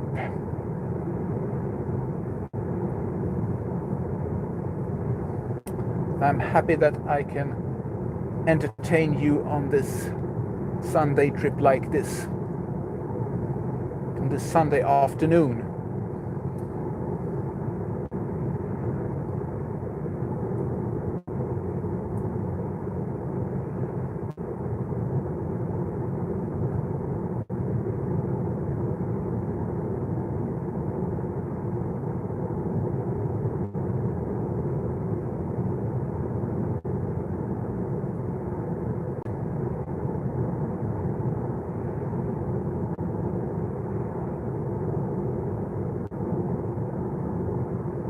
Another speed camera, quite a lot of them here, but as I mentioned before, here in Sweden they are announcing with a sign that there will be a speed camera coming up. And the philosophy is that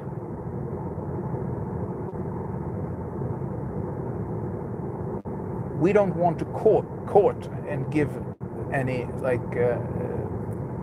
from the government. We don't want to get money from people that is speeding. Our philosophy, the government philosophy, is that we want people to drive the speed that the speed limit is, and therefore they have this announcement, and that is very effective.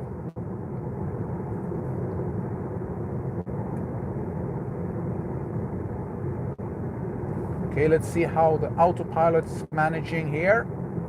It's very tricky. I was holding the steering wheel very hard here, but it's quite a huge turn here. The Autopilot was hesitating there in this crossing there, but it worked. But it was difficult, I must say. I was impressed that it worked.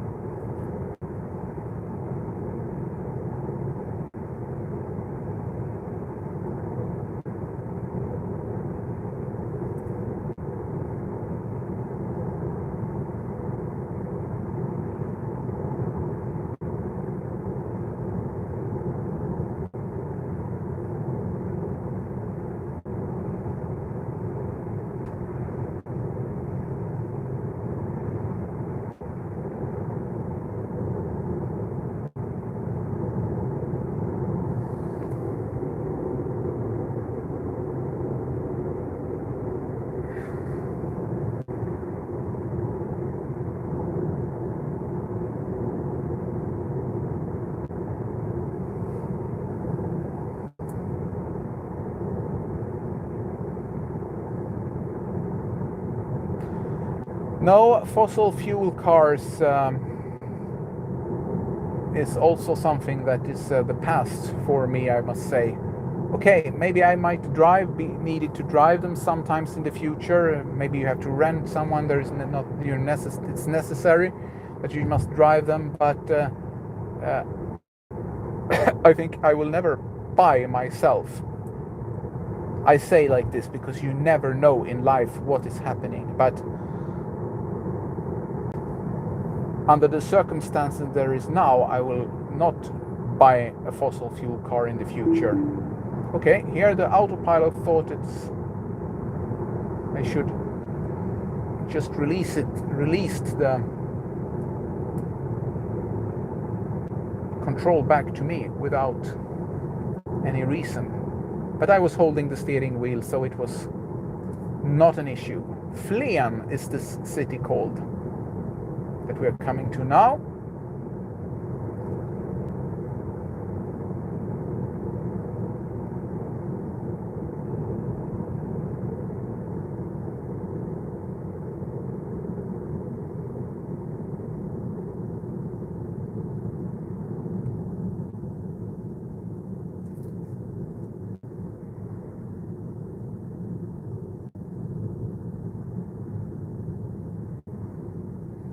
And here is the city, and 40 kilometers per hour is the speed here. And here they sell strawberries also again.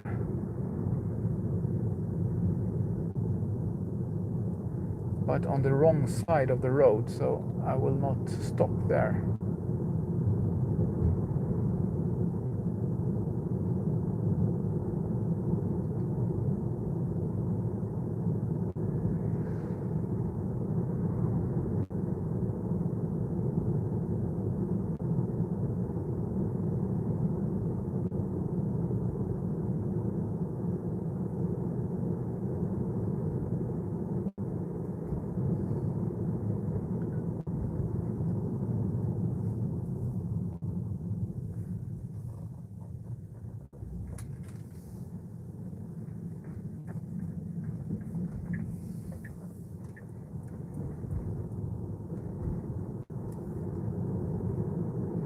It feels so slow to drive 40 kilometers, just like the car is standing still when you are driving 40 kilometers per hour, when you were driving 100 just like a few minutes ago.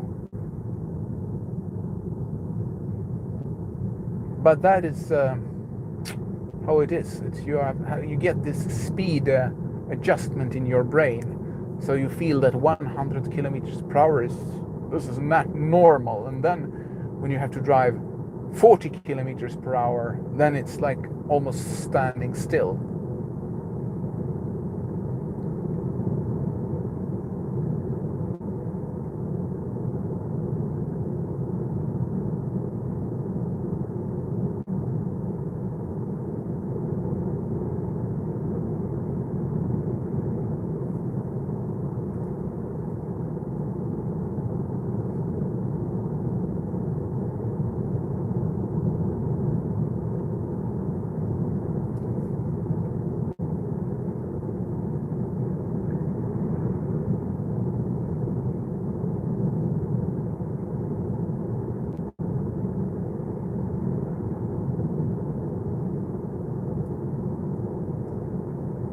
Okay, so we are leaving the small city here now.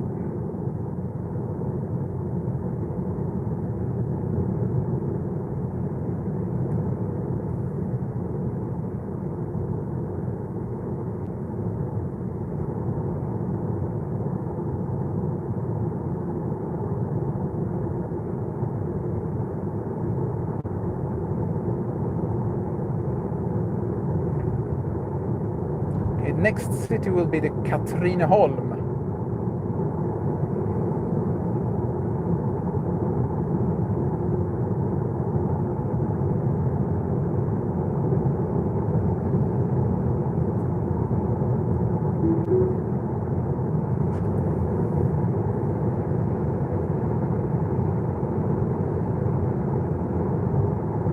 And in Katrineholm there is a very special thing. There is a solar park.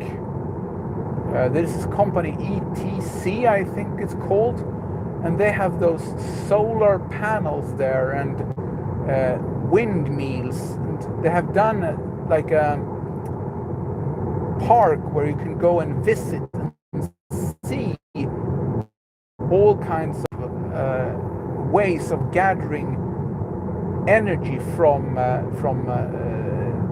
the nature. So they have solar there, they have windmills, they have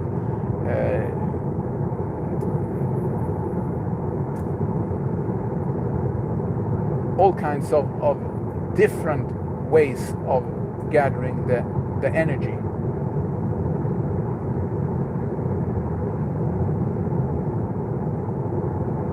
But I don't know if we're going to pass that park, and you don't see so much from the road. Then we have to go outside. I don't know if I'm going to take time for doing that right now. We'll see if we will. When we come there, we'll see how it looks like.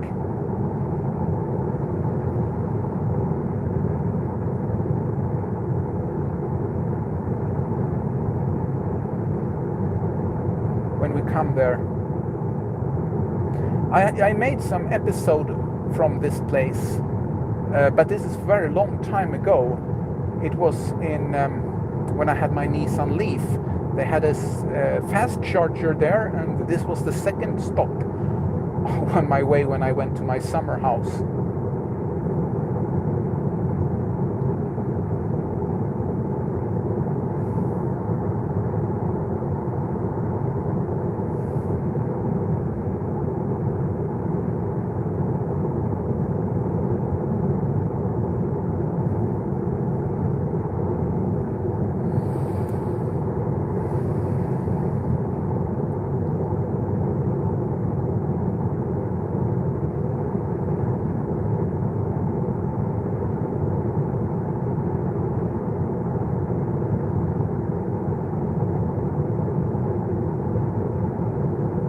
Maybe I can stop there and fly with my drone. I wonder if you're allowed to fly with drone in Katrineholm.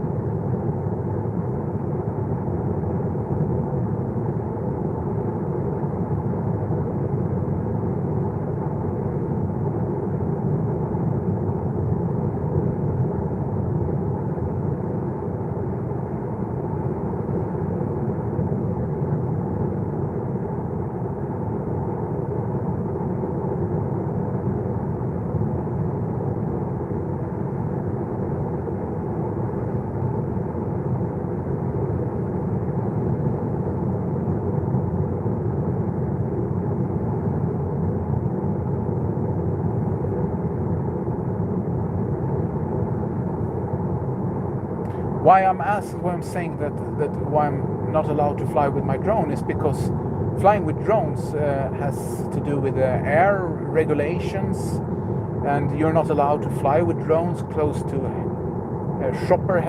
helicopter airports, for example, or airports and so on. And there is this special map that is published by the authorities showing you very clearly where it's allowed to fly and where is it not. And if you would like to fly in areas where it's not legal, if you would like to fly there, what to do to get a permit for flying there. Normally you don't fly in areas as a hobby like this with a drone. You don't fly in areas where it's not legal.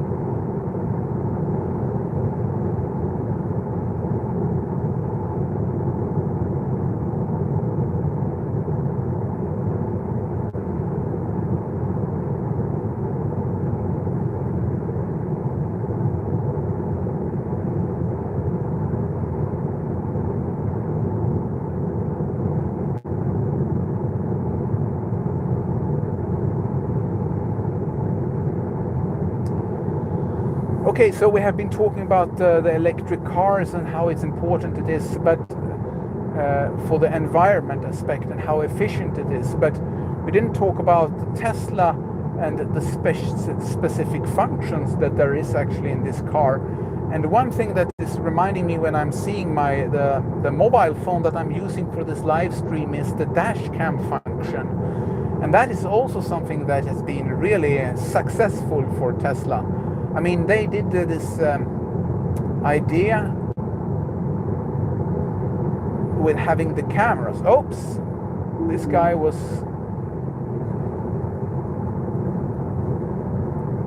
Yeah, he had a nice car, right? So he thought he could drive there.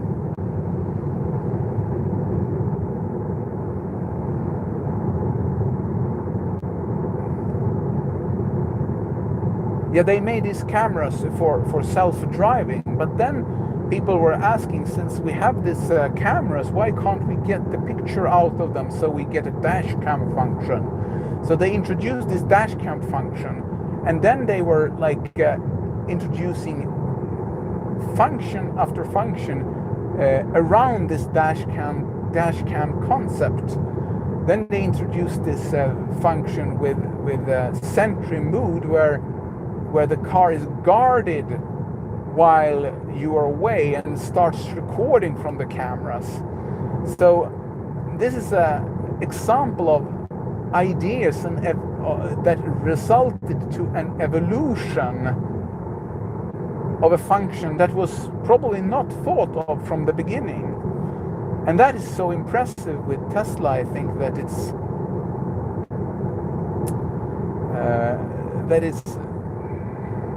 how to say, they are so open-minded and thinking out of the box in some way that other companies that has been around for much longer time have difficulty to do. Now Tesla is becoming large also, so they will also have their issues and problems when there is too much bureaucracy in the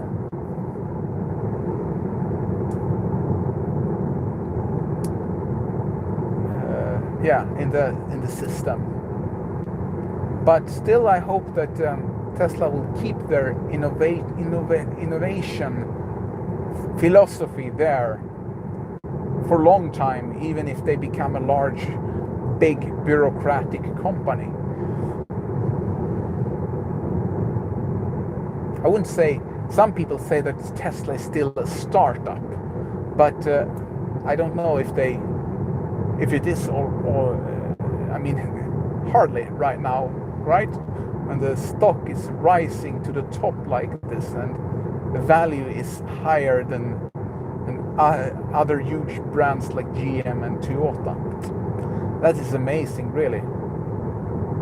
What a saga Tesla has been.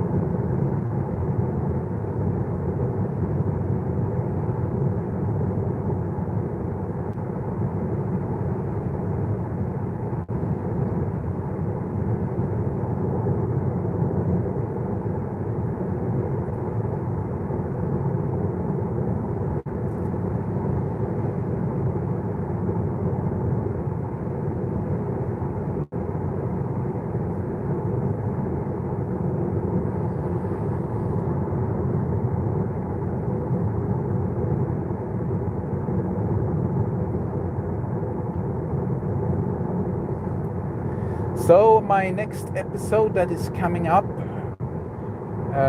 will be on next Friday, I think. I will be having an episode about reversing the car. And the reason why I choose this topic for my next episode is because there has been some improvements of the backup camera, which has been it has been better Probably, if you follow the EV news, probably you already know that this news. But I made a little funny episode and communicated a little bit knowledge about reversing, and especially reversing the Tesla. And that episode is quite interesting, and I think I can recommend you to watch that one when it will come out on my channel. If you haven't already, subscribe to my channel so you won't miss out this episode. But I guess that you guys that is still watching me now, you are my hardcore fans. So then you will not miss out any of my episodes anyway. Okay, so I think we will make this small diversion and go to this solar and wind park and see there just for a few seconds how it looks like, and then we will continue the drive. I will see if we can see some windmills there and how it looks like there. It could be interesting. It's just 5 minutes drive in the little bit other direction.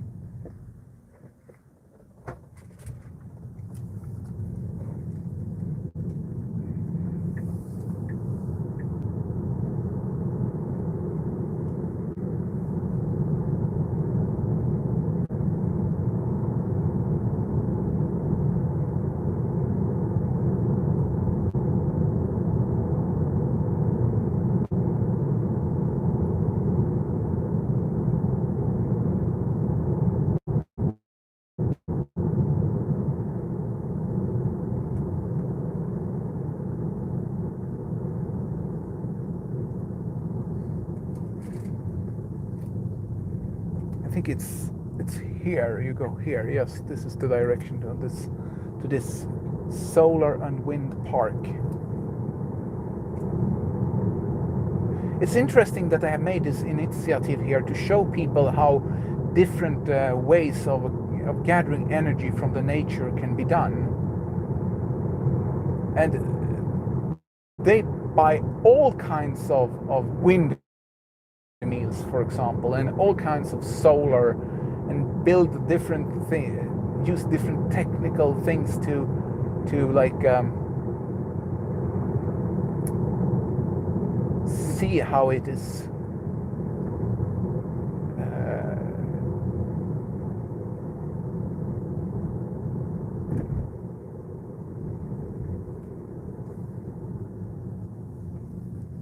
to show people what to do, how to build. Let's see if it's here. Yeah, it's here, I think. I don't remember exactly now how it was with this, but I think it's here. Isn't it here now? Yeah, here it is. This is the hill here. Probably they are closed on Sunday, but maybe they are not closed on Sunday. I don't know. Yeah, here it is. Yeah, I don't know if you can see here. I will try to go in here and see.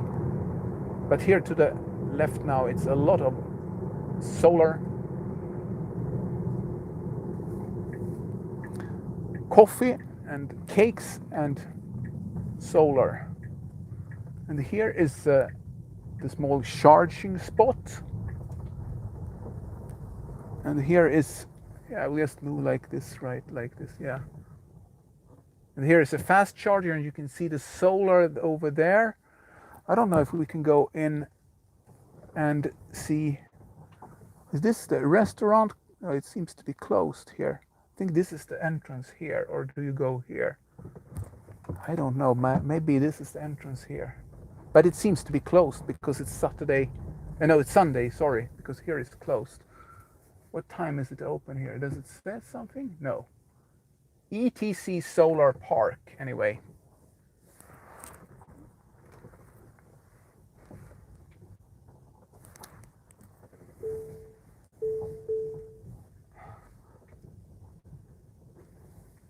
Okay, this is staff here. So this is the entrance. It's closed today. But someone is charging here anyway. So, and here is also a type 2 charger. Before it was free of charge to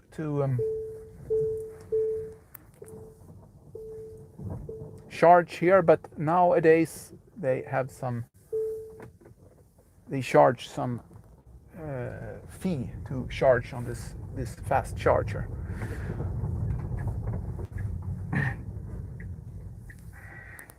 Okay, we'll go back.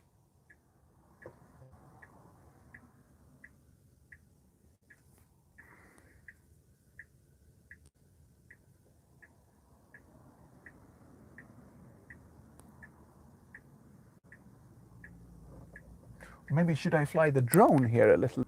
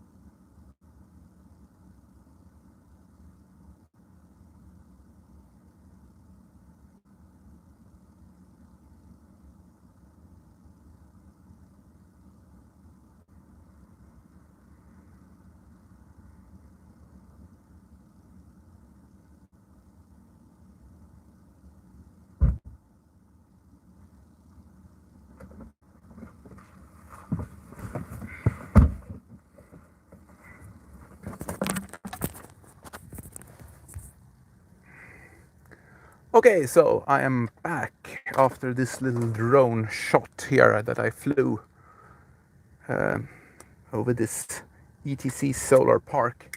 But it seems, as I said, that it's closed today, and I need to continue the drive also, so we'll get to our destination.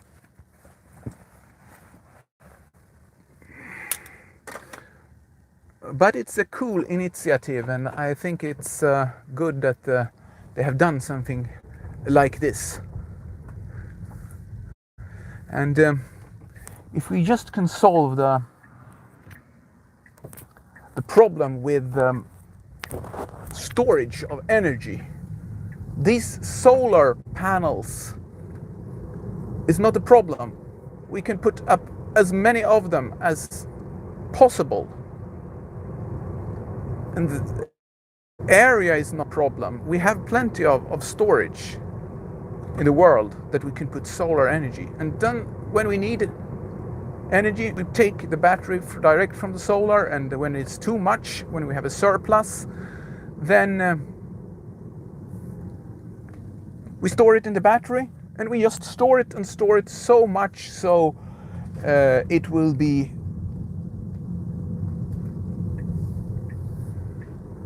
enough for us to use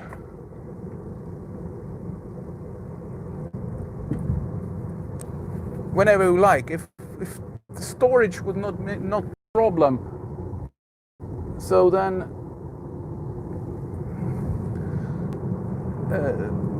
we can build as much solar and wind as possible as we like, and we would be plenty of energy. If just the storing could store the energy, but on a big scale, it's not enough with this. I mean, this Tesla batteries is they have these battery in Australia, this big battery pack. It is of course huge, but it is not like on a big scale. It's not so huge.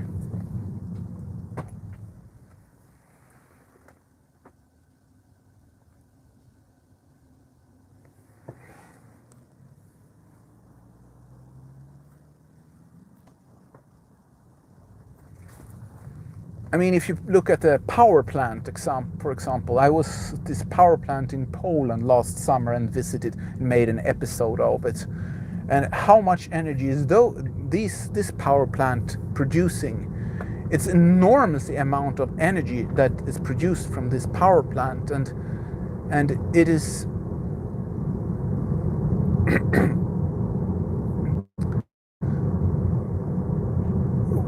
I mean, the society demands this enormous amount of energy, but it's like if you should not burn this coal power plant and harvest this from solar and wind, then we need enormous amount of energy storage in order to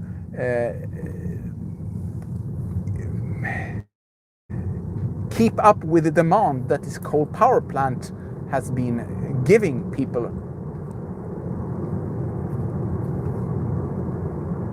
So we need to think big when it comes to storage. Big, really big, big, big.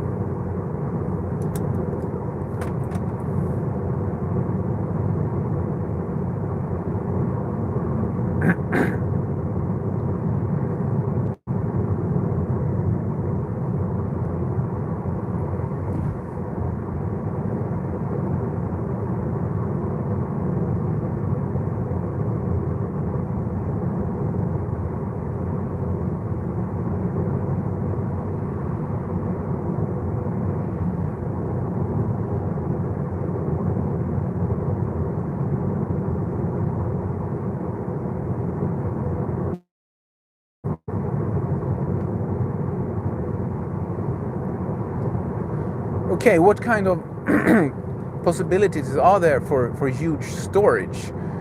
There is this hydro pumped. That is the scale of storage that we need, that you pump water up a mountain. But still, this is difficult because you need a geography, and that is not everywhere. Also, I mean, in Sweden we are very lucky because we have those mountains, and they have built a lot of hydro pump stations without any pumping of the hydro. It's the natural water that we are harvesting, and that is very fortunate for us. And since Sweden now has invested a lot in wind power, and we have the nuclear power also, and also some solar, as we saw, this is this hydro is acting like a big accumulator of the energy here in Sweden. So when the wind is blowing a lot, the hydro pumps are reduced very quickly and efficiently without any issues or problem. And when the wind is not blowing, then they can scale up the hydro, so it will be compensating when the demand then is high because there is no wind blowing.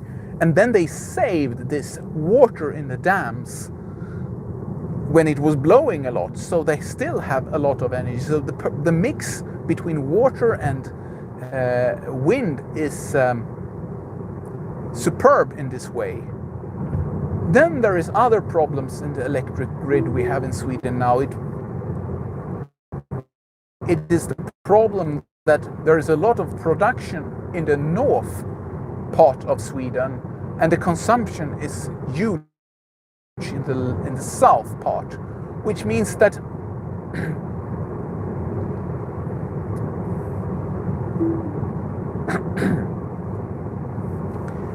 sometimes there could be a problem with too little power in south part of Sweden, and then we have too much power in the north part, and with the transmission lines between south and north are not enough, doesn't have the enough capacity. So there is many factors that makes this problem with this energy and this consumption, how it works. Okay, so now it's stopped here. Something is stopped. I don't know what was stopping here now. There is some traffic light here. They are doing some work on the bridge, so it's only one lane available for both directions, I think. But I think we will get green light very soon.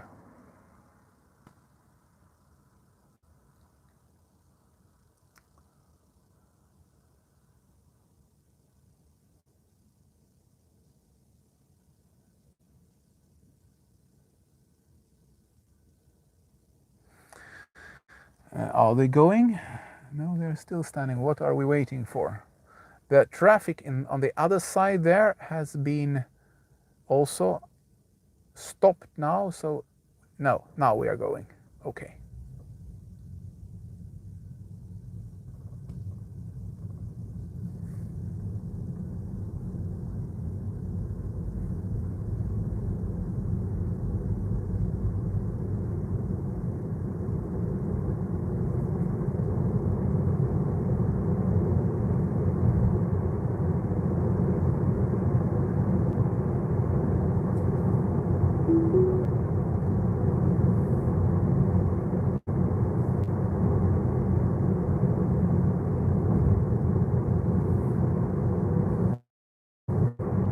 So that was that.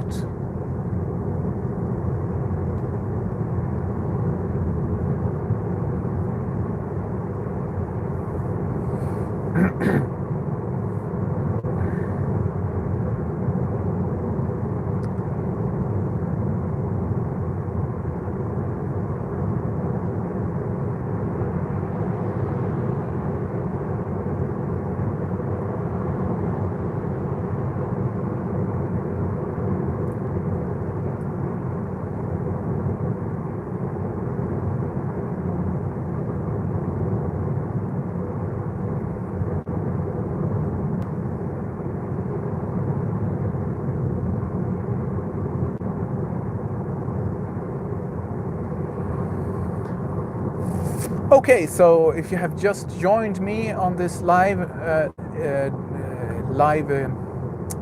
broadcast, we are doing a road trip here from Uppsala to the city of Linköping in Sweden, and we are following the path of the road 55. And we're talking about everything about electric cars, EVs, energy, and all stuff. And I'm telling you how the progress of our drive is going, and so far. And I'm driving a Tesla Model 3, one of the best cars in the world. So we are just sitting here and enjoying the Sunday afternoon together. And I'm happy that you are here with me and that I can entertain you.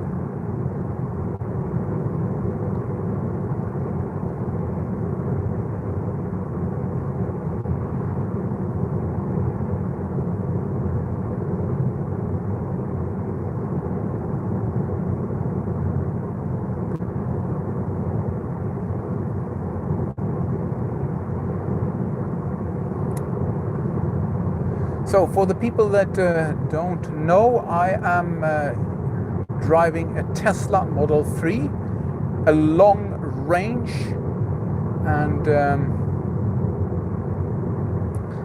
the available range of this car varies very much depending on how you drive it. But there is this different kind of driving cycles that there is in the world, the standards. And there is this here in Europe, we use this WLTP standard. And I was having an episode recently about that.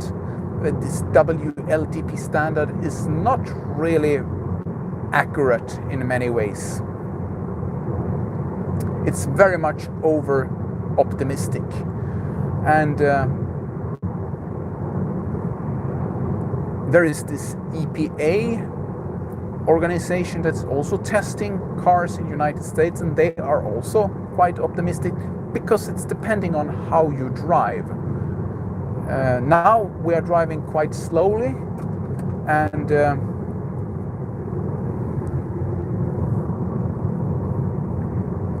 now the efficiency is quite good.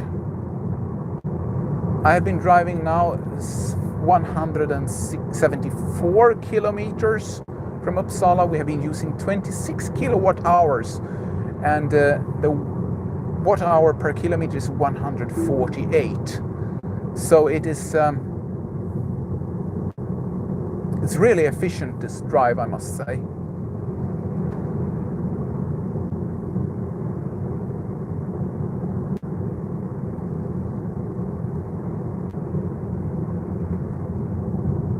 And this is the thing with electric cars, that they are so efficient. They are so efficient all the time.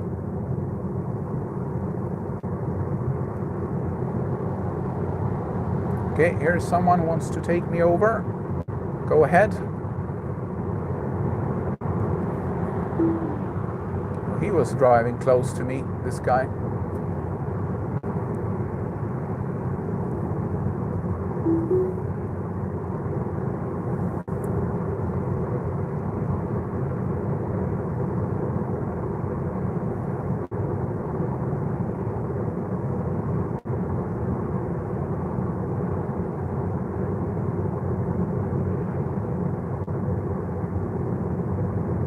This Mercedes, I don't know what he's doing. He was like very close here to my left front of my car, and he's like not keeping very much stable on the road and wobbling on the road. I don't know what he's doing there.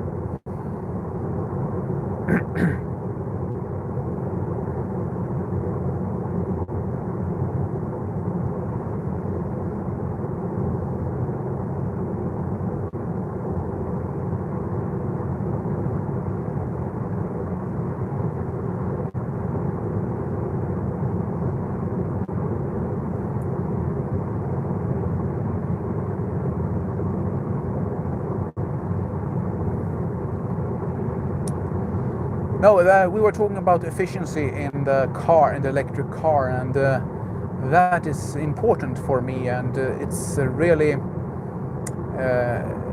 think it should be important for more people.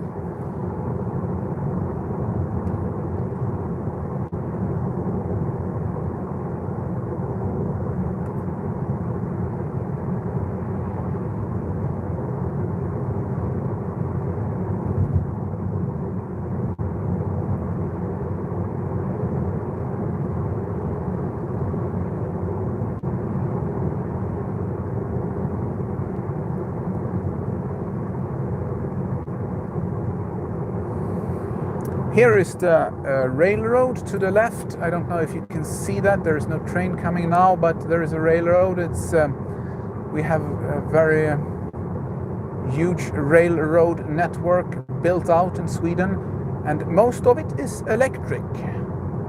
So here is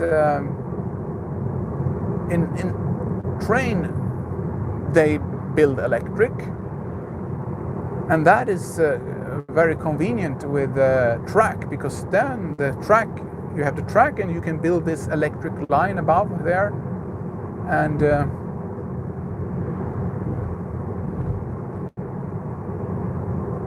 then you use electric. Then you don't need a battery, of course, for using a train. And the interesting thing with train is also that even electric trains have a regenerating braking system.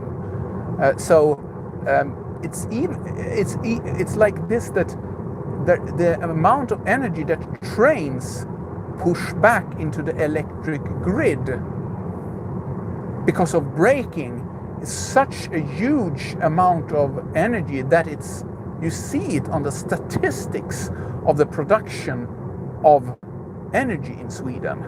So you see a small dip there of information that this is like other. And other could be like, for example, the energy that is pushed back from trains that is reducing their speed. And that's something that I was amazed of when I read.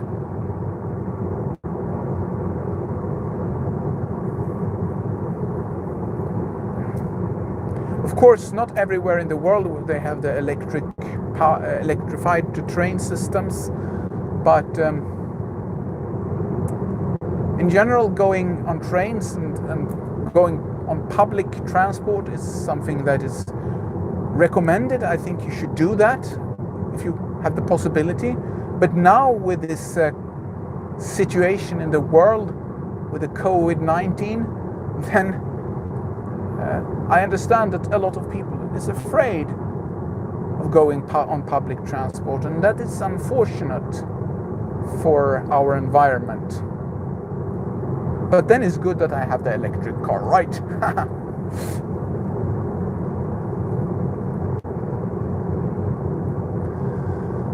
Yeah.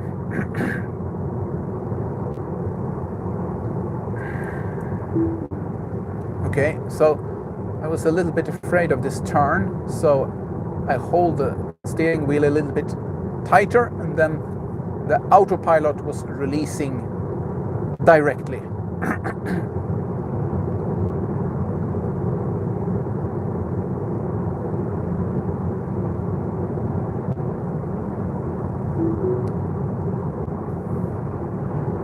There is one thing with the autopilot that is a danger, is that you must know that you are using the autopilot.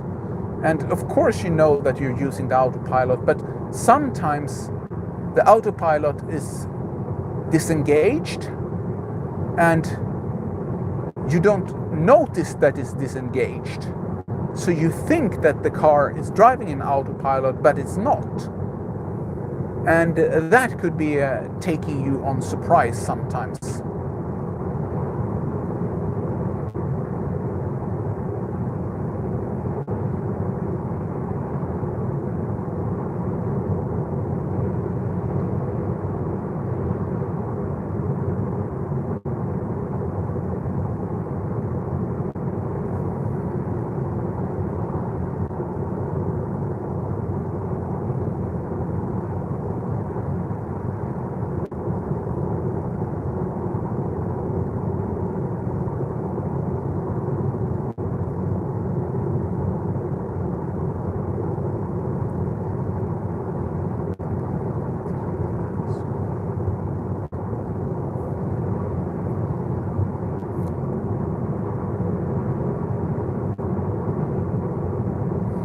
Okay, soon we are coming to the city of Norrköping. And okay, that was, sorry I was interrupting there, but there was a phantom braking of the car. I don't know why it was like that. But here in Norrköping there is also a supercharger, and I don't know, we don't need to supercharge yet. I have quite a lot of energy left and I was driving quite efficiently, so I don't need to supercharge, but we can just pass through and have a look how many people are supercharging there right now. Could be interesting.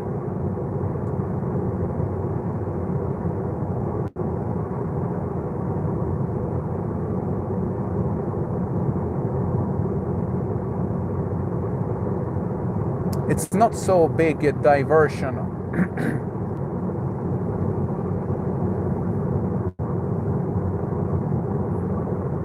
from my route.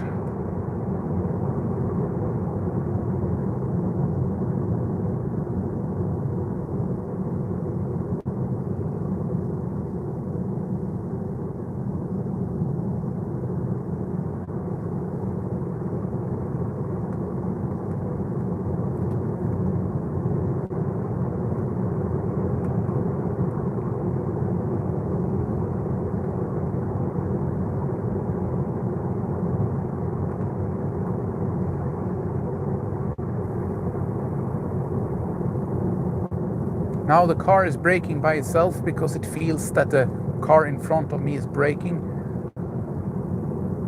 And this is the radar in the car that is feeling the traffic, and I don't know how much the radar is doing and how much the camera is doing. But I can assume that the radar is doing a lot of the work with seeing the cars around and seeing the and measuring the speed of the car in front of us.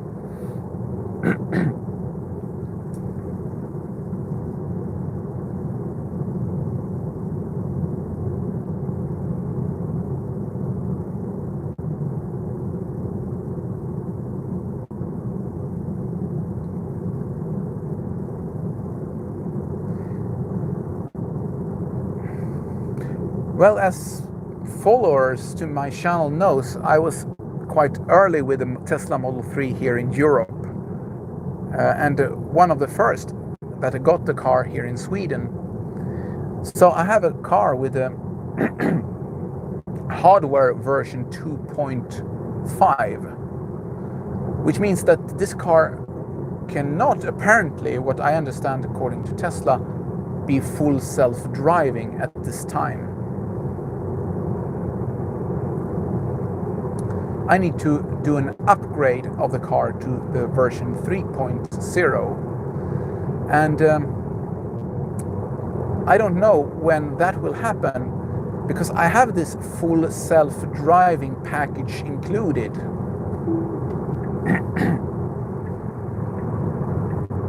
And then they say that it will be free of charge for upgrading.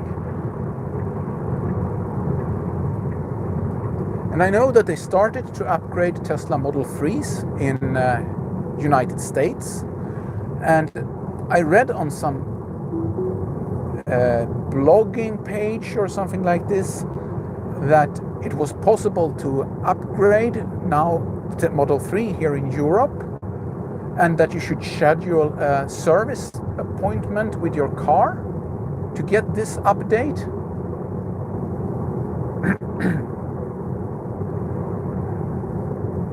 Okay, what is happening here? Sorry.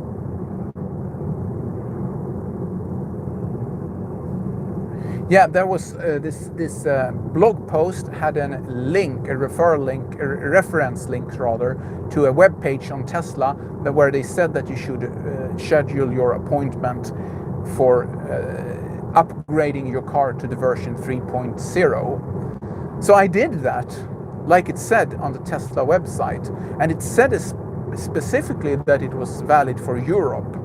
But then I got the information that no, we are not upgrading here in Europe the Model 3s yet. We are only doing that with the Model S and X. So people with Model S and X that has full self-driving can schedule appointment to get their car upgraded to version hardware 3.0, and they will come back in sometimes in the future. But I get the little thing of disappointment here that I get regarding this is that I see that there is kind of interesting features that people that have the hardware 3.0 gets, especially this visualization here on my screen where I can see traffic lights and everything like this. But I cannot show you guys this. I cannot show you those features. And that is a little bit of a disappointment for me, that I do not get upgraded to the version 3.0, so I can show you all those cool stuff. Even if there is probably here in Europe, there is not so big difference between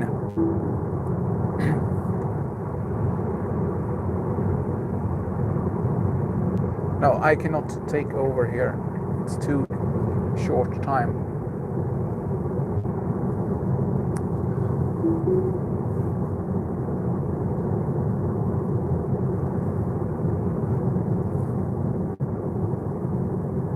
No, so this is a small disappointment that I have, that they are not upgrading my car to the version 3.0, even if there is not so big difference here in Europe regarding the self-driving features yet, because the laws here in Europe don't permit Tesla to release the full potential of my car. And we can speculate why the rules are different here in Europe than in United States. And this is the EU government that is having those issues, and yeah, well, this is the situation we are in. So I have difficulty to do anything about it. But it would be cool if they could upgrade my car, I must admit. Now it's summer, so I understand that they will have holiday, but early autumn maybe could be interesting to have the possibility to be upgrading the car.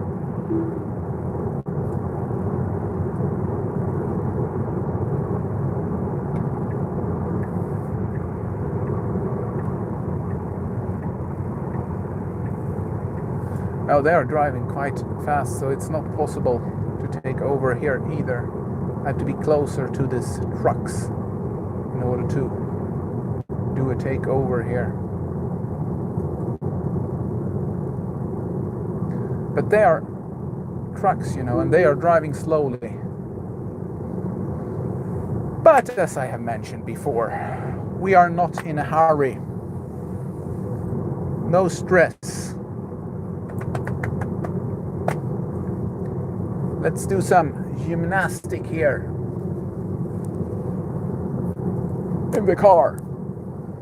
And then touching the steering wheel a little bit.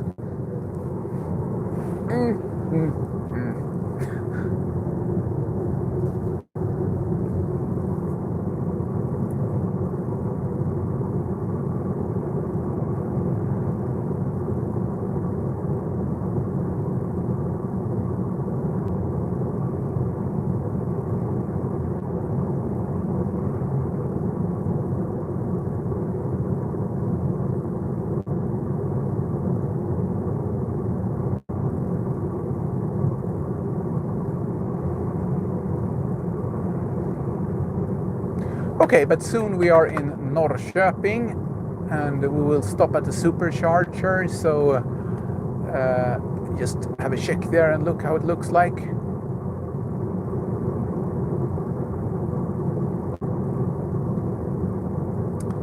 And then we will continue to the city of Linköping, which is our goal for today.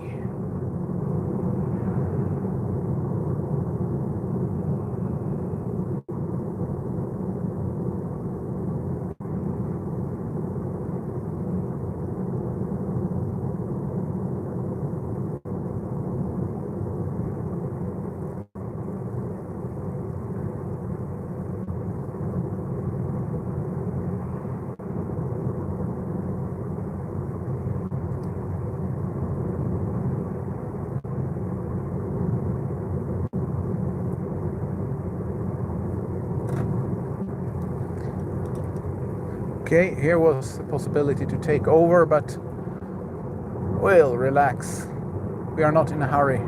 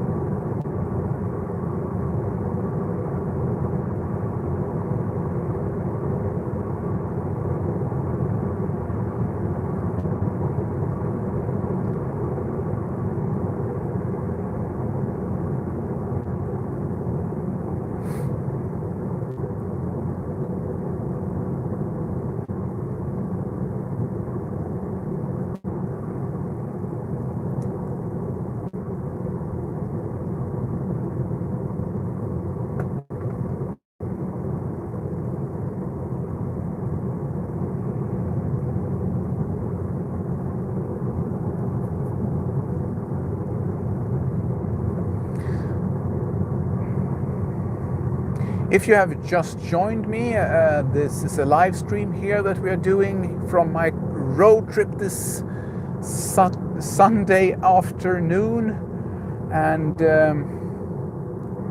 we are enjoying the beautiful Swedish summer nature here.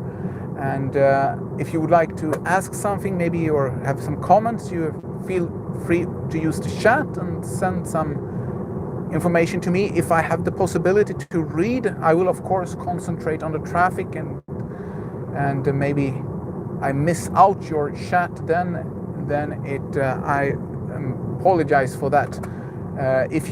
I also tried this super chat function I configured, which means that you could send a chat message to me that will be highlighted, and then you are paying a little bit, small amount of money. They're donating some money to me and to my business and my YouTube channel. And if you do that, I am grateful for that.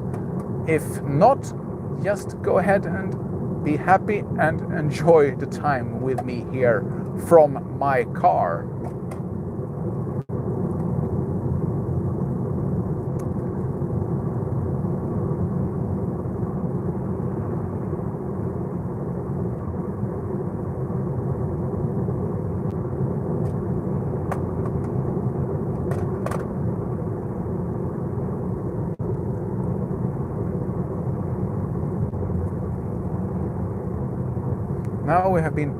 Now we will see here. Okay, now I'm going to go this way. In 200 meters, I'm leaving this road here now. So we'll go and check the supercharger.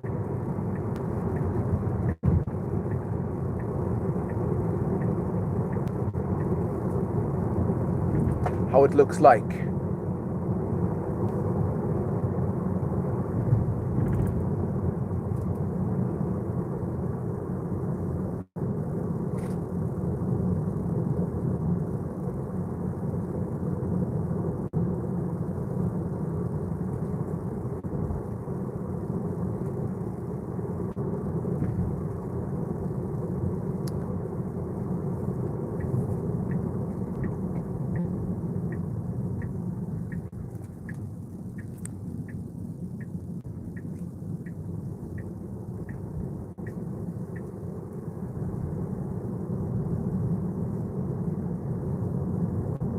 How many people do you think is supercharging here on this supercharging stall in Norrköping right now? Should we have a competition? Guess, how many could it be?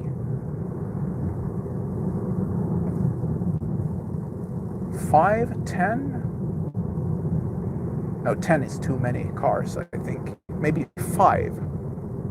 Maximum 5 Teslas supercharging. It's quite a huge supercharger this here in Norrköping, and they have installed more chargers also.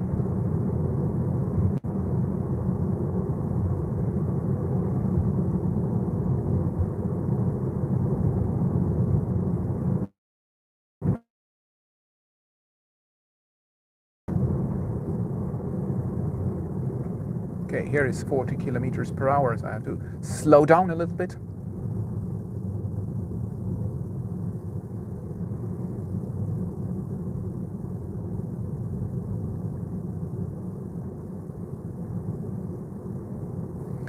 Is it someone that can make a guess on the chat how many people are supercharging right now on this supercharging stall?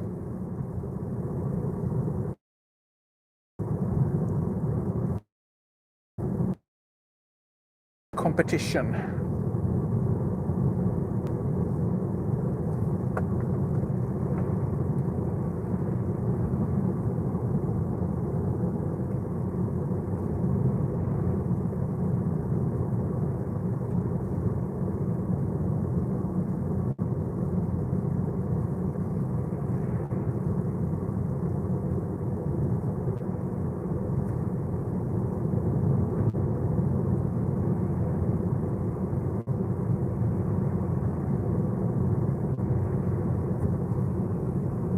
Here, guess 4.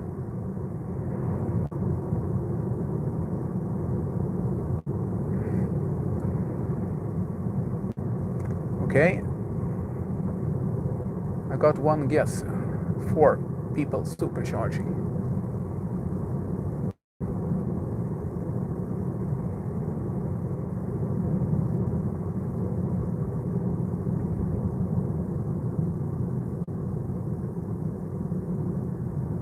Soon we are there.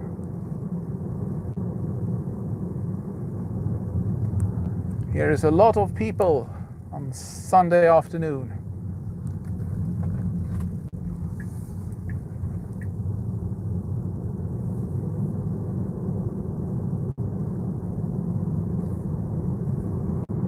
Okay, here is the supercharger.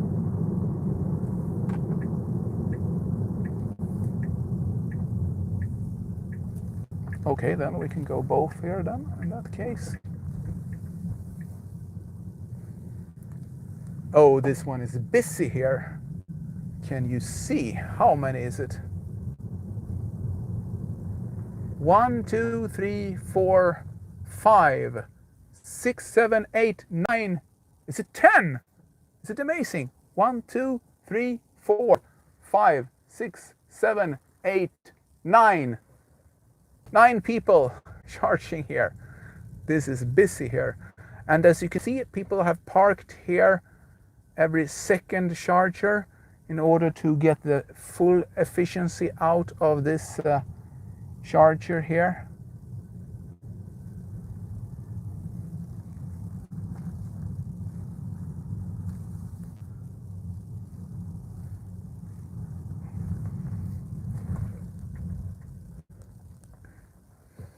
It's quite large supercharger, I must say.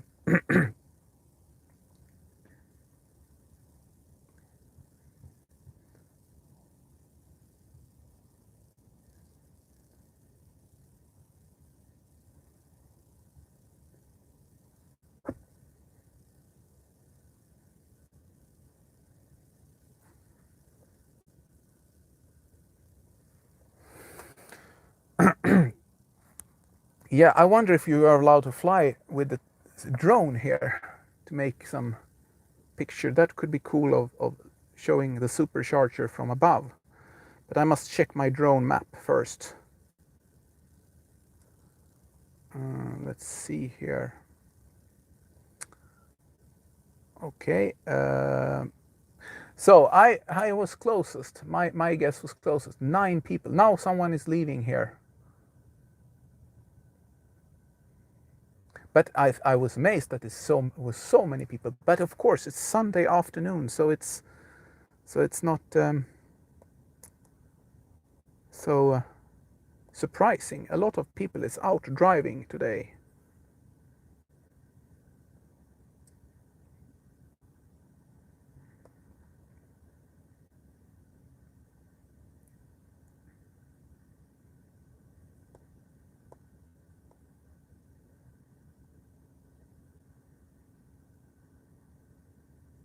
Okay, we are in a so-called control zone, which means that we are quite close to the airport, and but we are allowed to fly up to 50 meters above the ground.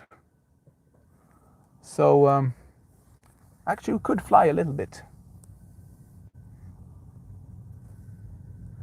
to make a picture here of how they are.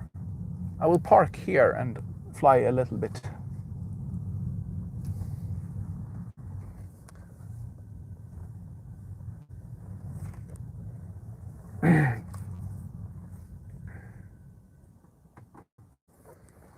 It's even Finnish cars here, Finnish Teslas here. Are they allowed to come to Sweden? Huh, apparently they are. If I park here,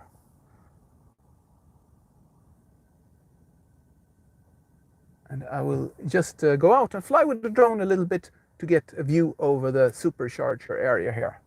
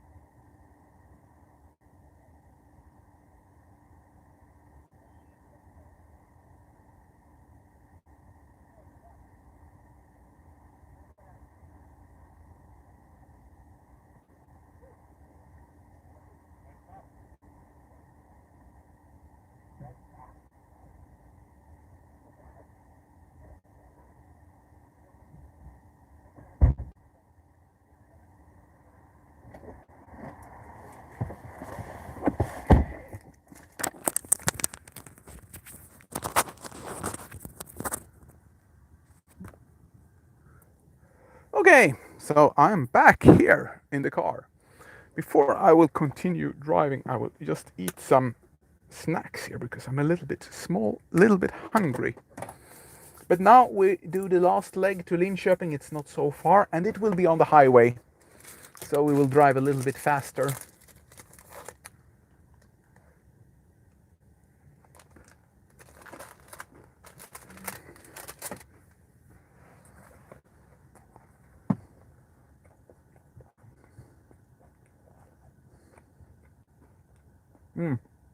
Sorry for hearing me eating. Maybe I turn this off.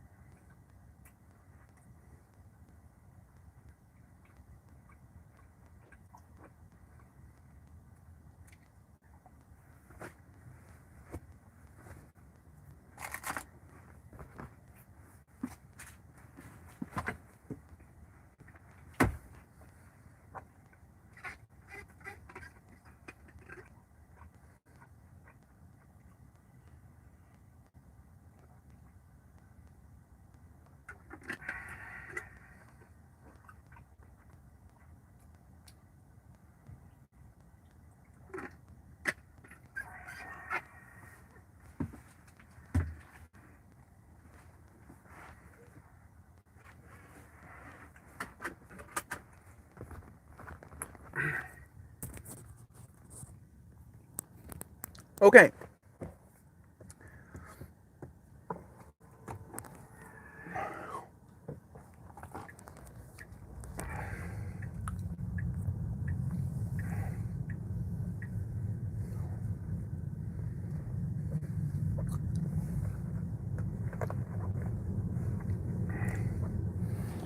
That was interesting. That so many people are charging.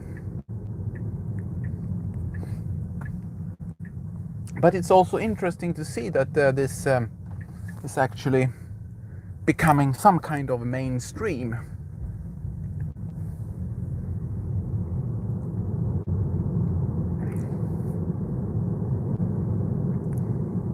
And I'm very happy to see that so many people were charging. Almost 10 people when we were arriving there.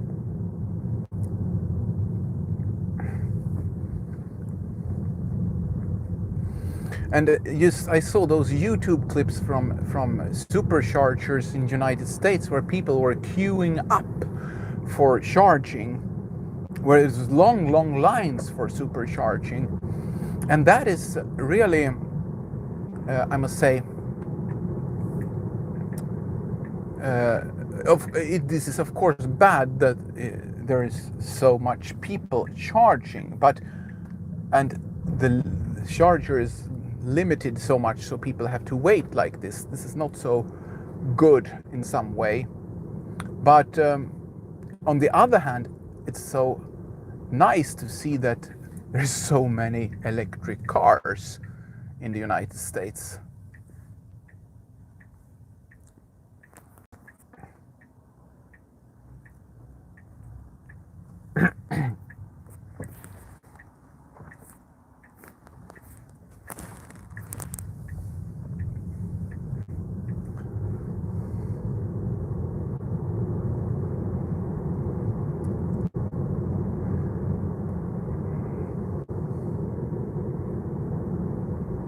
Okay, here is a complete traffic jam on the highway. But luckily, I think it's on the direction that we are not going. I think it's on the other direction. It's like stop. So we are lucky, I must say, yeah.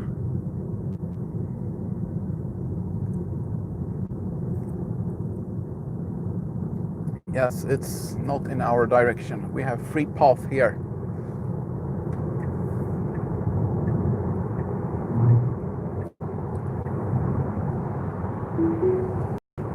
Okay, so we are on highway, and now we can drive on this what calls navigate on autopilot. So now the car proposed that I should change lane. So I'm changing the lane. listen to the Papa Tesla telling me what to do.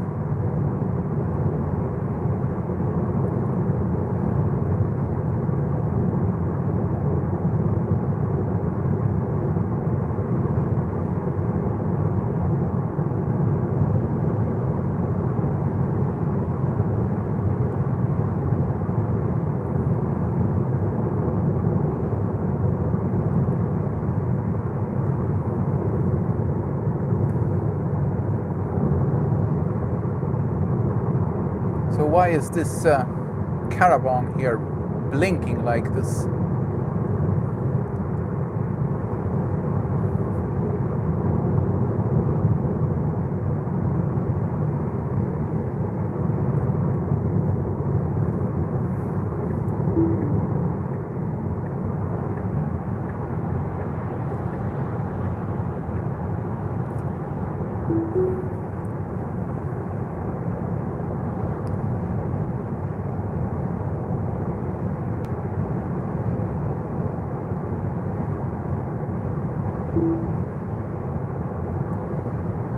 Now,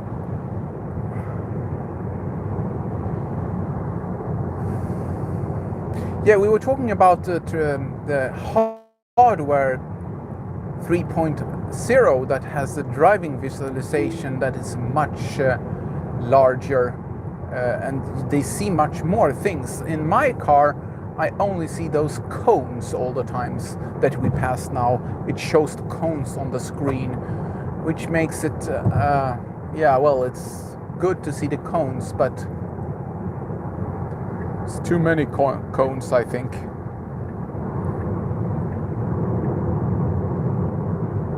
But it's fun that it show them.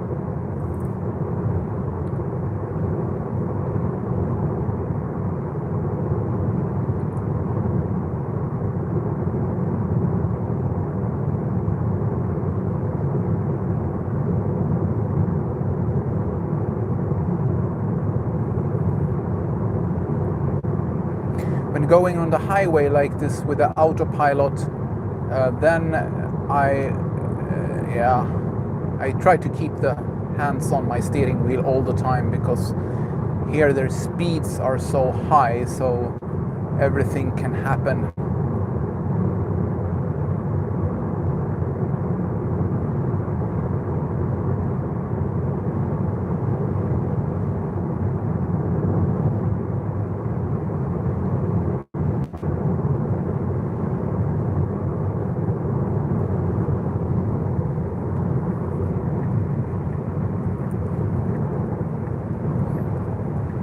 Starts raining again. Let's see when the wiper starts reacting to the rain. I think it's too late now. It should start already. Now it got.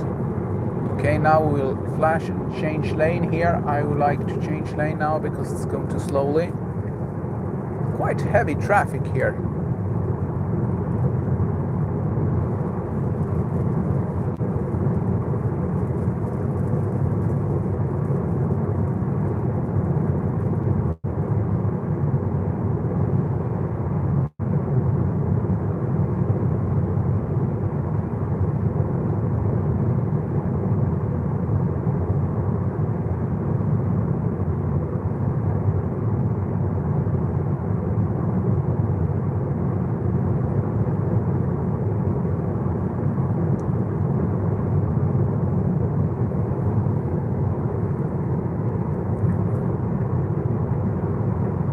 So now the car is actually changing its lane by itself. That's cool, but I do have to use the indicator, and if I understand correctly, this is the difference between Europe and United States. In United States, you do not need to use the indicator. The car is doing lane change all by itself. But here in Europe, the law says that we have to use the indicator for the lane change to start. And also you need to tell the car that you are there by holding the steering wheel a little light. holding the steering wheel a little bit light.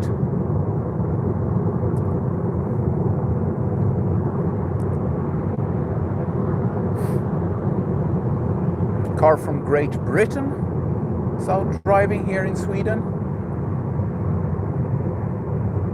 That was interesting.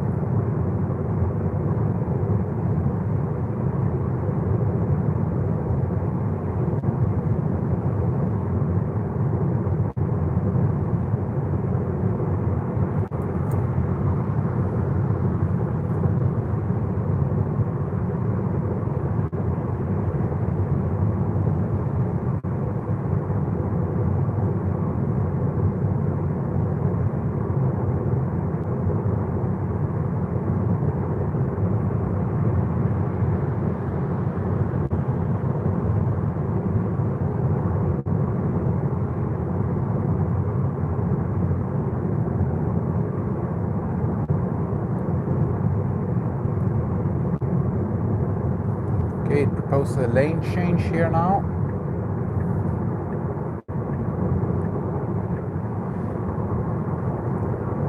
Elon Musk has said that now it's very soon he will have the car that will be driving itself, will be presented already. It's coming now very soon, he thinks.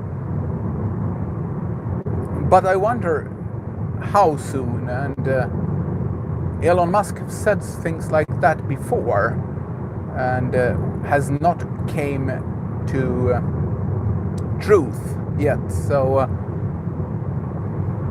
might be so that his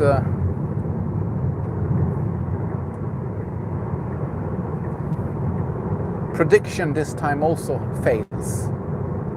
But it will be interesting to see this car, and it's interesting to see also how much data these cars are gathering from the surrounding when we are driving around. I saw those YouTube clips where they are showing all the data from the camera that it is registering.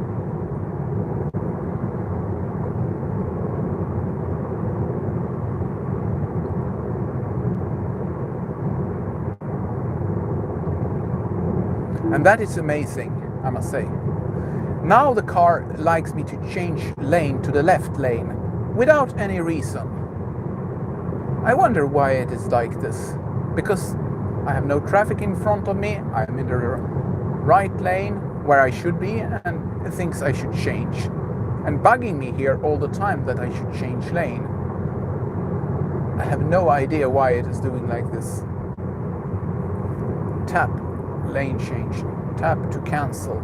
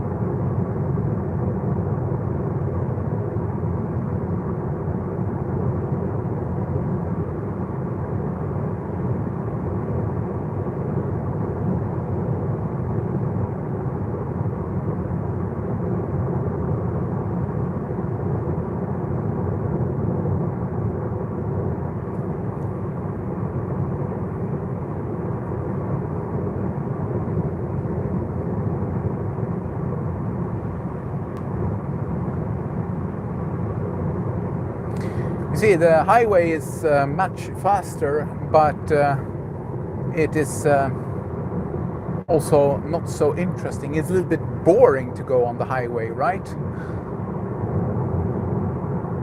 And those small roads that we were traveling on before was kind of a little bit more interesting.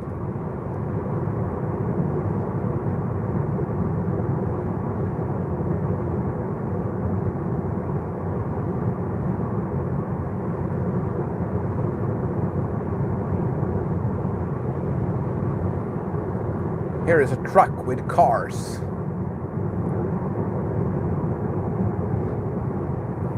This is interesting. This is like a now it's phantom braking, and the phantom braking comes with at these exits here. What kind of cars is this here? It's like Volvo, yeah, and Skoda, I think it was one also. No Teslas. Otherwise, it has been interesting to follow on the social media people that makes pictures of those trucks that is transporting the Teslas to their delivery center. And they're using this highway, of course, when they are shipping the cars from Holland, I think, the big port where cars are coming from Holland. From where the ships are coming from United States, they are coming to Holland, and from there they are driving them on trucks.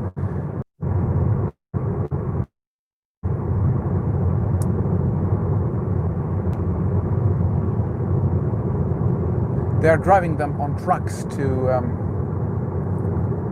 Sweden or to any other European countries where they deliver cars. Why is this car hugging the left lane like this?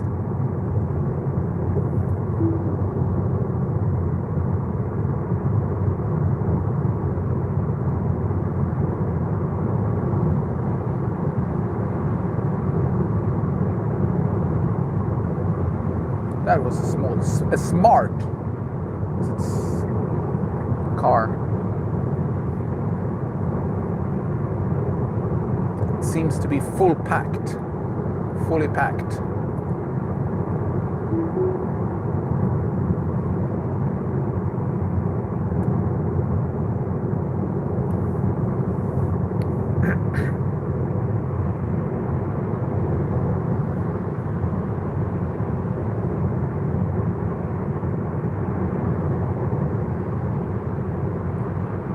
Okay, so this car is driving slower, and we change the lane now.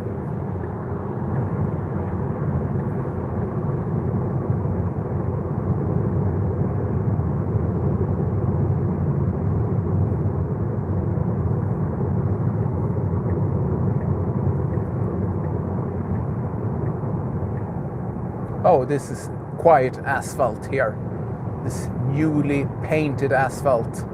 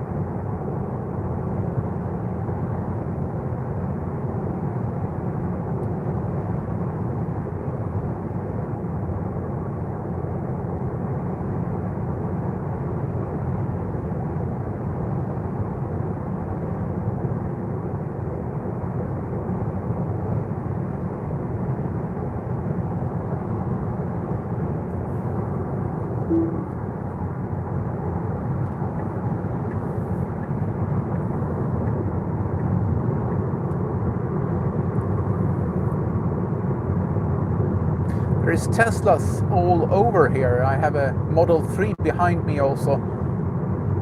And there was another one on the other side. So, as we said before, there is a Model S again.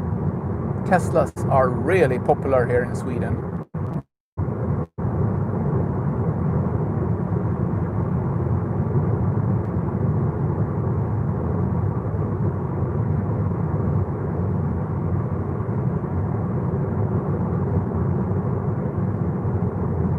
Another Model 3 on the other side here coming.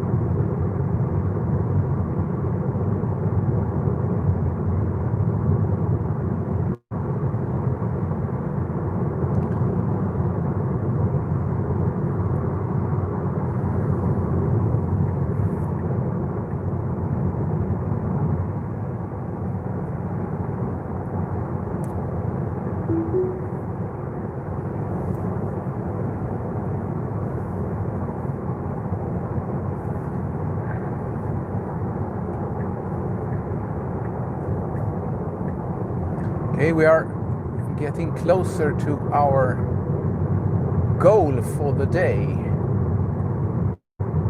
But we have been live streaming now for 3 hours and 51 minutes. That must be a record of live streaming ever. I was live streaming one time before when I was returning my Nissan Leaf for maybe half an hour. But and then there was some other live stream I did, but this is a record for me and a nice experience to do this. And I'm happy that you are joining me right now. And if you have been joining me for all those 3 hours, that would be even more interesting. And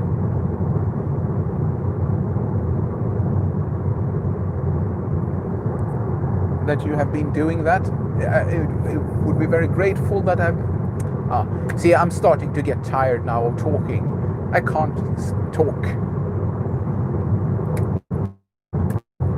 If you have been joining me for all this live event, I am happy. And here you can see that there is aeroplanes in Linköping.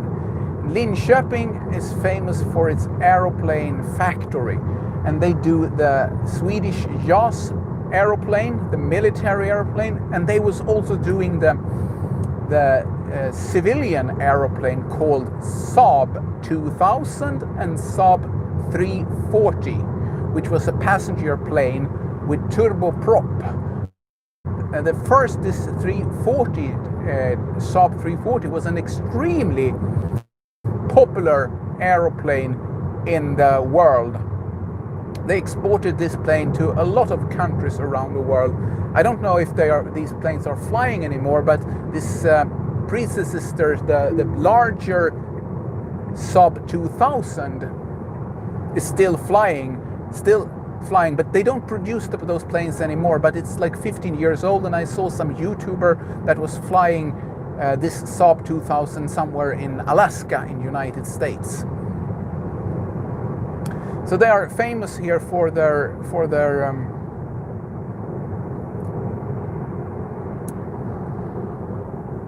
aeroplane manufacturers, and I think they are still doing airplanes in some way, but not the full airplane. They have some cooperation with Airbus and building parts to the Airbus planes here, but I'm not so familiar with this situation. Now I'm going off here, and now I'm going to do the navigate on autopilot. We'll see if it managed to exit this entrance here. Yeah, I managed quite well, but it hesitated a little bit. Okay, now I take over manually.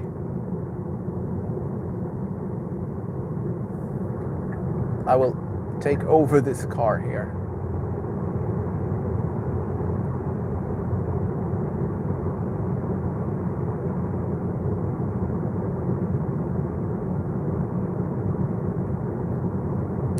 But I wonder when we will be flying electric aircrafts instead of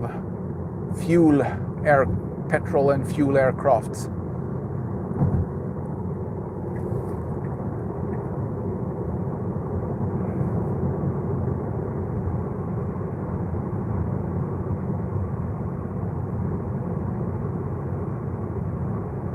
Welcome to Linköping. Here we are.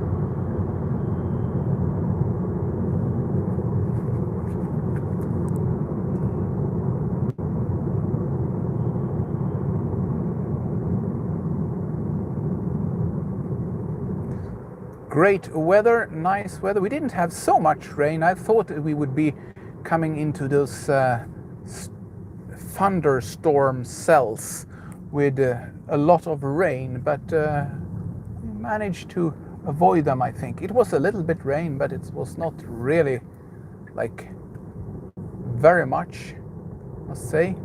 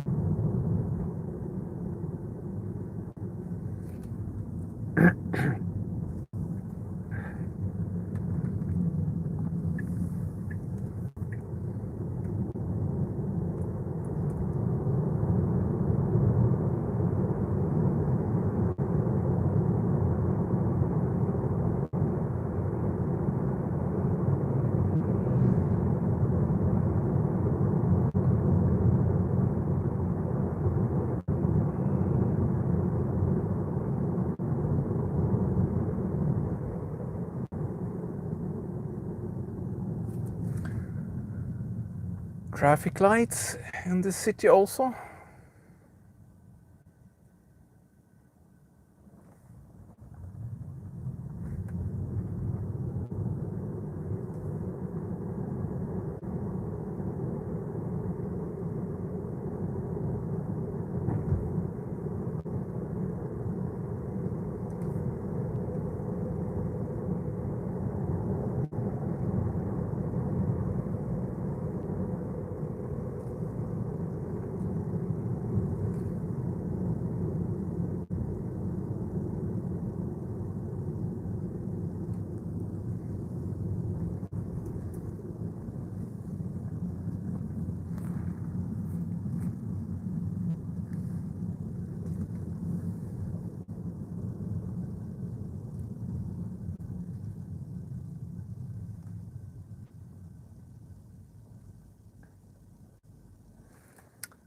Okay, so we are here at our goal of today.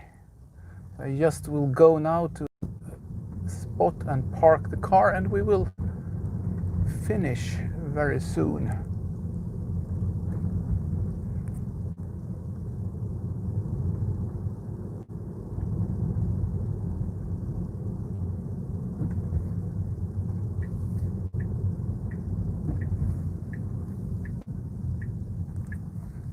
he doesn't want to go. Okay, then I go. Here they were waiting.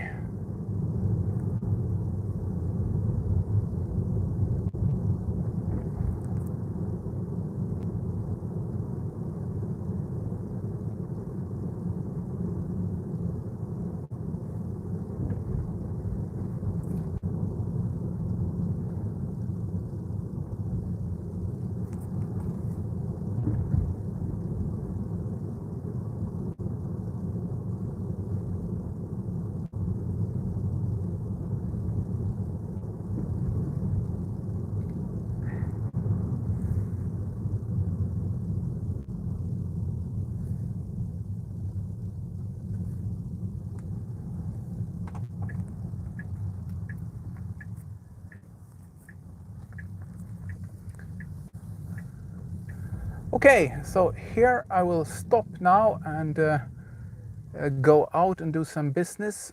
I will go here to this parking garage, but I would like to just now finish this live stream and say thank you for everyone that has Jag been. hittade det här på webben om just. Thank you for watching this episode, and now I will take my mask on me when I'm going out. And this interesting thing with this mask here is that this mask is made, I don't know if you can see it here on the live stream, but it's a BYD that is the manufacturer of this mask. And BYD, who is that? Well, BYD is actually a manufacturer of electric cars in China, and they also do buses that they export to Sweden. I have a report of a BYD electric bus that was running in Karlskrona, and I know also in this city that here in Linköping they are also running electric buses from BYD. So well, that's it. This live stream ends here, and until next time, have a great life.